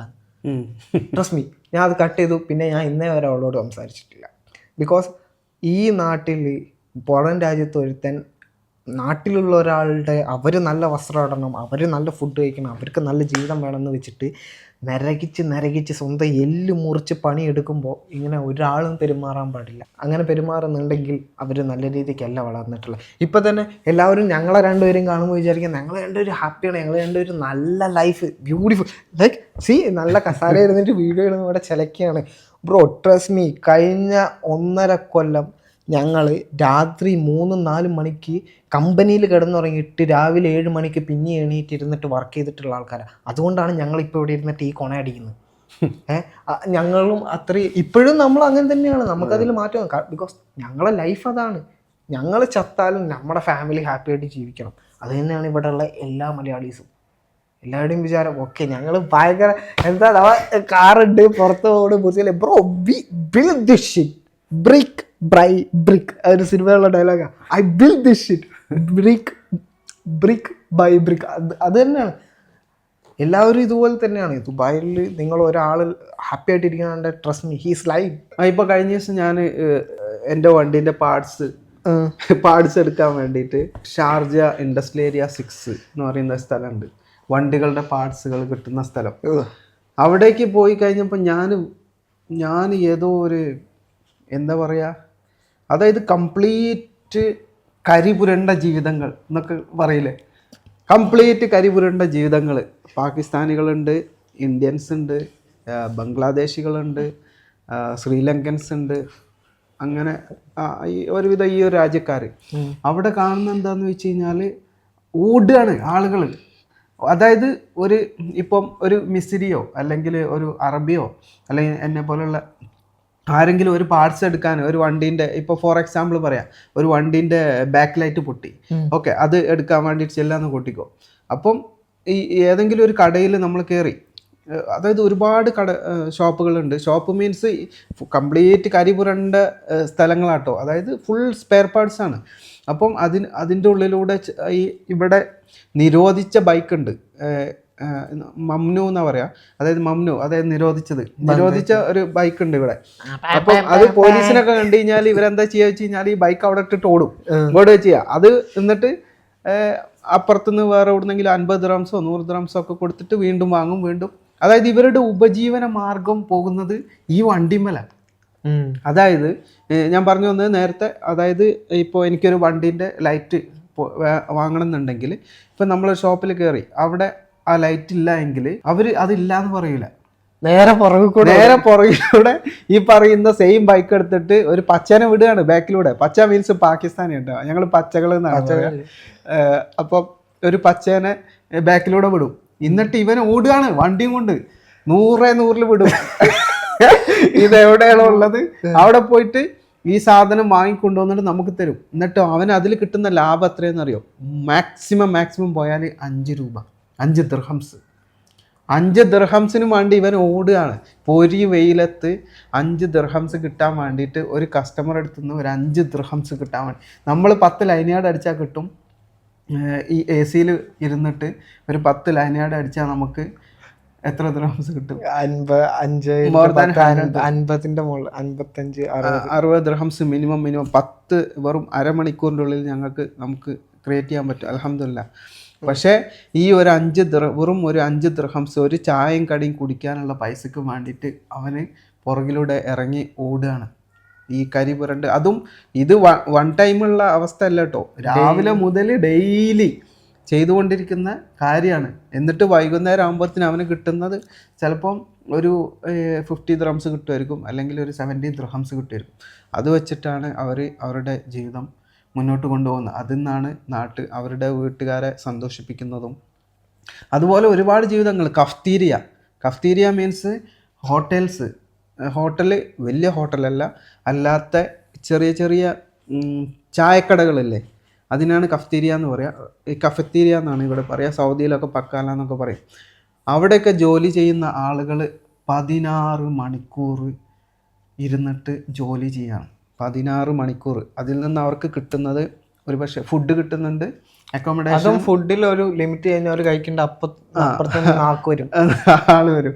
അങ്ങനെ വാരി വലിച്ച നിരക്ക് ബിരിയാണിയും തോന്നിയത് അങ്ങനെയൊന്നുമല്ല. ചിലപ്പോൾ അങ്ങനെ കൊടുക്കുന്ന കമ്പനീസും ഉണ്ടാവുമായിരിക്കാം. പക്ഷേ അവിടുത്തെ ജോലി സമയം ഞാൻ പറയുന്നത് 16 മണിക്കൂർ അവർ ജോലി ചെയ്തിട്ട് അപ്പോഴേക്കും വീട്ടിൽ നിന്ന് വൈഫ് ഒരു 10 പ്രാവശ്യം വിളിച്ചിട്ടുണ്ടാവും. ഏത് വൈഫിന്റെ ഡയലോഗ് ഫോൺ എടുത്തു കഴിഞ്ഞാൽ ഇവന് ഈ 16 മണിക്കൂർ. അത് ഈ ഷവർമ്മൊക്കെ വെട്ടുന്ന ആൾക്കാർ കണ്ടിട്ടില്ലേ? 50-60 ഡിഗ്രി ചൂടില്, അതും ഇപ്പുറത്തുനിന്ന് 100 സംതിങ് ഡിഗ്രിയിൽ ഹീറ്റ് അടിച്ചുകൊണ്ടിരിക്കുക ഷവർമ്മ. എന്നിട്ട് അവിടുന്ന് വിയർപ്പിൽ ചെത്തിക്കൊണ്ടിരിക്കുന്ന ഒരു വ്യക്തി എല്ലാം കഴിഞ്ഞിട്ട് ഫോൺ എടുക്കുമ്പോഴുള്ള കാര്യമായി പറയുന്നത്. എല്ലാം കഴിഞ്ഞിട്ട് അവന് വീട്ടിൽ വന്നിട്ട് ഓക്കെ സമാധാനത്തിൽ വീട്ടിൽ സംസാരിക്കാം എന്ന് വിചാരിച്ച് ഫോൺ എടുക്കുമ്പോൾ തന്നെ വൈഫ് ചോദിക്കുന്ന കാര്യമാണ്, ഞാൻ എത്ര പ്രാവശ്യം വിളിച്ച് നിങ്ങളെന്താ ഫോൺ എടുക്കാഞ്ഞ്? പിന്നെ നാളെ മൂത്താപ്പൻ്റെ മോളെ കല്യാണം, ഒരു ഗോൾഡ് മോതിരം കൊടുക്കണം, നിങ്ങളൊരു 25,000 ഉറുപ്പ്യ ഇങ്ങോട്ട് അയച്ചേരി. വെരി സിമ്പിളാണ് നമുക്ക് പറയാൻ. ഈ 25,000 രൂപ അവന് അയച്ചും തരും. അത് എവിടുന്ന് ഉണ്ടാക്കുന്നു എന്നുള്ളത് ഒരുത്തനും മനസ്സിലാക്കുന്നില്ല. ഈ 25,000 രൂപ ഒരിക്കലും അവൻ്റേതല്ല. 101% sure it's not his money. അവൻ്റെ കൂടെയുള്ളവരുടെ അടുത്തുനിന്നോ അല്ലെങ്കിൽ അവൻ വർക്ക് ചെയ്യുന്ന സ്ഥാപനത്തിൽ നിന്നോ അഡീഷണൽ അല്ലെങ്കിൽ കടമായിട്ട് വാങ്ങിയിട്ടാണ് നിങ്ങളുടെ ഈ ആവശ്യങ്ങൾ അവർ നിറവേറ്റുന്നത്. ചിലപ്പോൾ അതിന് അവർക്ക് തിരിച്ചടയ്ക്കാൻ പറ്റുന്നുണ്ടാവില്ല. അപ്പോൾ പറയും ഈ 16 മണിക്കൂറുള്ള ഈ 20 മണിക്കൂർ പണിയെടുക്ക് അത്ര അവനെടുക്കേണ്ടി വരും. അവനെടുത്തിട്ടുമുണ്ട്. അങ്ങനെ എടുക്കുന്ന ജീവിതങ്ങൾ ഇഷ്ടം പോലെ ഉണ്ട് ഇവിടെ. അപ്പോൾ നമ്മൾ പറഞ്ഞു വരുന്നത് എന്താണെന്ന് വെച്ച് കഴിഞ്ഞാൽ, ദുബായ് എന്ന് പറയുന്നത് ഒരുപാട് ഓപ്പർച്യൂണിറ്റീസ് ഉള്ള ഒരുപാട് ജീവിതം എന്തെന്ന് പഠിപ്പിച്ച സ്ഥലമാണ്. പക്ഷേ അതിൻ്റെ അപ്പുറത്ത് പിന്നാമ്പുറത്ത് ഒരുപാട് കരഞ്ഞ് ജീവിക്കുന്ന കുറേ ആളുകൾ നമ്മുടെ ഇടയിലുണ്ട് എന്നും കൂടെ മനസ്സിലാക്കുക. ദുബായ് എന്ന് പറഞ്ഞാൽ കംപ്ലീറ്റ്ലി ഒരു എന്താ പറയുക ഇല്യൂഷനാണ്, ഒരു ഇല്യൂഷൻ്റെ പുറത്തുള്ള ഒരു സിറ്റിയാണ്. നിങ്ങൾ വിചാരിക്കുന്ന പോലെ ഒരു കംപ്ലീറ്റ്ലി ഹാപ്പി എന്താ പറയുക അങ്ങനത്തെ ഒരു സിറ്റിയേ അല്ല, ലക്ഷറി ലൈഫിൻ്റെ ഒരു സിറ്റി അല്ല. അങ്ങനത്തെ സിറ്റിയിലെ ഒരു പോർഷൻ ഉണ്ട് ജുമേറ പോലത്തെ, അവിടെയും നമുക്ക് കാണാൻ പറ്റും എന്താണ് ദുബായ്. ദുബായ് എന്ന് പറയുന്നത് ഓരോ പ്രവാസിയുടെയും ചോരയാണ്. അവൻ്റെ ചോര ഉറ്റി അവൻ ബിൽഡ് ചെയ്തെടുത്തിട്ടുള്ള കുറേ ബിൽഡിങ്സാണ് ഇതിന് ചുറ്റും കാണുന്നത്. എനിക്ക് ആകെ നിങ്ങളോട് പറയാനുള്ള ഒരു കാര്യം ഇത്രേ ഉള്ളൂ. ഞാൻ നേരത്തെ പറഞ്ഞിട്ടുണ്ടായിരുന്നു, നാട്ടിൽ പോയിട്ട് ഞാൻ കൂടി വന്നാൽ ഒരാഴ്ച 2 വീക്ക് അല്ലെ മാക്സിമം 3 വീക്ക് ഞാൻ നാട്ടിൽ ഇന്നേ വരെ ഈ 12 കൊല്ലത്തിനിടക്ക് ഞാൻ അത്രേ നിന്നിട്ടുള്ളൂ. ബിക്കോസ് നീ കുറച്ച് സമയം മാക്സിമം നീ നേരത്തെ പറഞ്ഞ പോലെ ഒരു 2 ആഴ്ച അല്ലെ 3 ആഴ്ച നിൽക്കാനുള്ള പൈസ നമ്മുടെ കയ്യിലുണ്ടാവും. അപ്പം എനിക്ക് പറയാനുള്ളത് ഇത്രയേ ഉള്ളൂ. നമ്മുടെ ഈ പ്രവാസ ജീവിതത്തിൽ നിന്നും ഒരാൾ നാട്ടിലേക്ക് വരുന്നുണ്ടെങ്കിൽ, നാട്ടിലെത്തിയാൽ ചോദിക്കുന്ന അതും കൂടി ഉണ്ട് കേട്ടോ, എത്തിയാൽ ചോദിക്കുന്ന ഫസ്റ്റത്തെ ചോദ്യം എന്നാ തിരിച്ചു പോളെ. ബിക്കോസ് ഞാൻ മുമ്പ് ഇങ്ങോട്ട് വരുന്നതിന് മുമ്പ് ഇവൻ നാട്ടിൽ വന്നാൽ ഞാനായിരിക്കും കൂടെ ഉണ്ടാവുക. ഞങ്ങൾ രണ്ടാളായിരിക്കും എല്ലാ സ്ഥലത്തും പോകുക, ബാക്കി കാര്യങ്ങളെല്ലാം നോക്കുന്നത് ഞങ്ങൾ രണ്ടാളും ഒന്നിച്ചായിരിക്കും. അപ്പം വന്നിറങ്ങി ആദ്യം കേൾക്കണ ചോദ്യം ആരെടുത്ത് പോയാലും ലീവില്ലേ, എത്ര ദിവസം ഉണ്ട്, എന്നാ പോളെ, ഈ ഒരു ചോദ്യം എനിക്ക് വെറുത്തു പോയി സത്യം പറഞ്ഞാൽ. ഞാൻ അതാണ് എനിക്ക് പുറത്ത് രാജ്യത്തോട്ട് പോകാൻ. അപ്പം ഞാൻ പറഞ്ഞത് ദയവ് ചെയ്ത് ഇനിയെങ്കിലും അങ്ങനെ വരുന്ന ആളോട് നിങ്ങൾ എന്നാ തിരിച്ചു പോകണമെന്ന് ദയവ് ചെയ്ത് ചോദിക്കരുത്. കാരണം അവന് കുറച്ച് നാളെങ്കിലും ഞങ്ങൾ ഈ പറഞ്ഞ സിറ്റുവേഷനിലൂടെ ജീവിക്കുന്ന ഒരാളാണ് എങ്കിൽ അവന് കുറച്ച് നാളെങ്കിലും ഒരു സമാധാനം കിട്ടാനോ അല്ലെങ്കിൽ കുറച്ച് സമയം സന്തോഷത്തോടെ ഒന്ന് ഫ്രീ മൈൻഡോടെ നിൽക്കാൻ വേണ്ടിയിട്ടായിരിക്കും കുറച്ച് നാളെങ്കിലും അവൻ നാട്ടിലേക്ക് വരുന്നത്. അപ്പോൾ ആ സമയത്ത് ദയവ് ചെയ്ത് അവൻ പോയി കഴിഞ്ഞിട്ട് നിങ്ങൾ നാട്ടുകാർ തമ്മിൽ സംസാരിച്ചോളി. അതായത് അവന് കുറച്ച് നാൾ നിന്നില്ലേ, പോയില്ലേ, അങ്ങനെയൊക്കെ ചോദിച്ചോളി. പക്ഷേ അവനെ ദയവ് ചെയ്തിട്ട് വരുമ്പോൾ തന്നെ നീ എപ്പോഴാണ് പോണത് എന്ന് ദയവ് ചെയ്ത് ചോദിക്കാൻ നിൽക്കരുത്. ഇതെൻ്റെ ഒരു റിക്വസ്റ്റ് മാത്രമാണ്. കാരണം ഇവിടെ ഒരുപാട് കഷ്ടപ്പെട്ട് ഭയങ്കര രീതിയിൽ ബുദ്ധിമുട്ടി ജീവിക്കുന്ന ഒരുപാട് ജീവിതങ്ങൾ ഇന്നും ഈ ദുബായിലും ഷാർജയിലും ഉമ്മുൽ ഖുവൈലും റാസൽ ഖൈമ ഭാഗത്തുമായിട്ട് ജീവിക്കുന്നുണ്ട്. പണ്ട് ഞാനൊക്കെ വരുന്നതിൻ്റെയൊക്കെ മുന്നേ 10-20 വർഷങ്ങൾക്കൊക്കെ മുന്നേ നമ്മുടെ പൂർവികരും ഇവിടെ വന്നിട്ട് ഇപ്പോൾ ഉള്ള സിറ്റുവേഷനേക്കാളും ഒരുപാട് കഷ്ടപ്പെട്ടിട്ട് നാട്ടിൽ വന്നിട്ട് ഇപ്പോഴും കൂലിപ്പണി എടുത്ത് ജീവിക്കുന്ന ആളുകളും ഉണ്ട്. അതായത് പണ്ട് കാലത്ത് ഇതിനേക്കാളും കഷ്ടത്തിൽ ആയിരുന്നു ആളുകൾ ഇവിടെ ജീവിച്ചുകൊണ്ടിരുന്നത്. കാരണം അന്ന് ഇവിടെ ഒരു ബിൽഡിങ്ങോ ഒന്നും ഇല്ല. Most of the people may be ഈ കൺസ്ട്രക്ഷൻ വർക്കിൽ ഒക്കെ ആയിരിക്കും വന്നിട്ട് പെട്ടിട്ടുണ്ടാവുക. ഈ കൺസ്ട്രക്ഷൻ ഫീൽഡൊക്കെ ഞങ്ങൾ നേരിട്ട് കാണുന്നതാണ്. ഇതെല്ലാം കഴിഞ്ഞിട്ട് ഇത്രയ്ക്കും കഷ്ടപ്പാടുകളെല്ലാം കഴിഞ്ഞിട്ട് ഇവർ തിരിച്ച് നാട്ടിലെത്തുമ്പം ഇവരെ ബോഡിയൊക്കെ ഓൾമോസ്റ്റ് ഇല്ലാതായിട്ടുണ്ടാവും. മനസ്സിലായോ? അത് കഴിഞ്ഞിട്ട് അതെല്ലാം അവർ ചെയ്യുന്നത് നമ്മുടെ കുടുംബത്തെ പോറ്റാൻ എന്നുള്ള രീതിയിൽ അവർ എല്ലാം മറന്നിട്ട് കഷ്ടപ്പെട്ട് ബുദ്ധിമുട്ടി അത്രയ്ക്കും എൻഡ് ഓഫ് ദ ടൈമിൽ ഇനി മുന്നോട്ട് പോകാനുള്ള കപ്പാസിറ്റി ഇല്ല എന്നുള്ള അവസ്ഥയിൽ എത്തുന്ന സമയത്താണ് പല പ്രവാസികളും ഇവിടെ വിട്ടിട്ട് നാട്ടിലേക്ക് പോകുന്നത്. അപ്പം ഒരുപക്ഷെ നമ്മുടെ വീട്ടിലെത്തുന്ന സമയത്ത് മേ ബി അവർക്ക് ഒന്ന് എഴുന്നേറ്റ് നടക്കാനുള്ള കപ്പാസിറ്റി പോലും ഒരുപക്ഷെ ഉണ്ടായിക്കോണമെന്നില്ല. അങ്ങനെ ഉരുകിത്തീരുന്ന പ്രവാസികളാണ് പണ്ട് വന്ന ഒരുവിധ ആളുകളെല്ലാം അങ്ങനെ വന്നിട്ട് ഉരുകിത്തീർന്ന പ്രവാസികളാണ് ഉണ്ടായിരുന്നത്. നമ്മൾ കണ്ടിട്ടുണ്ട് ഒരുപാട് ആളുകളെ. അപ്പോൾ അതുകൊണ്ടൊക്കെയാണ് ഞാൻ പറയുന്നത്, ദുബായിലേക്ക് വരുന്ന സമയത്ത് ദുബായ് എന്ന് പറയുന്നത് വലിയൊരു ഓപ്പൺ പ്ലേസാണ്, വലിയൊരു കടലാണ്. വലിയൊരു കടൽ. അതെ, അതായത് നേരെ കടലിലേക്ക് എടുത്ത് ചാടാൻ നിൽക്കണ്ട, എടുത്ത് ചാടുന്നതിന് മുമ്പ് അപ്പോൾ ഓക്കെ കടലാണെന്ന് തന്നെ ഇരിക്കട്ടെ, ഈ കടലിലേക്ക് വരുന്ന സമയത്ത് അറ്റ്ലീസ്റ്റ് നമുക്ക് തിരിച്ച് നീന്തി രക്ഷപ്പെടാനുള്ള ഒരു ചെറിയ തുമ്പെങ്കിലും കയ്യിൽ വെക്കണം.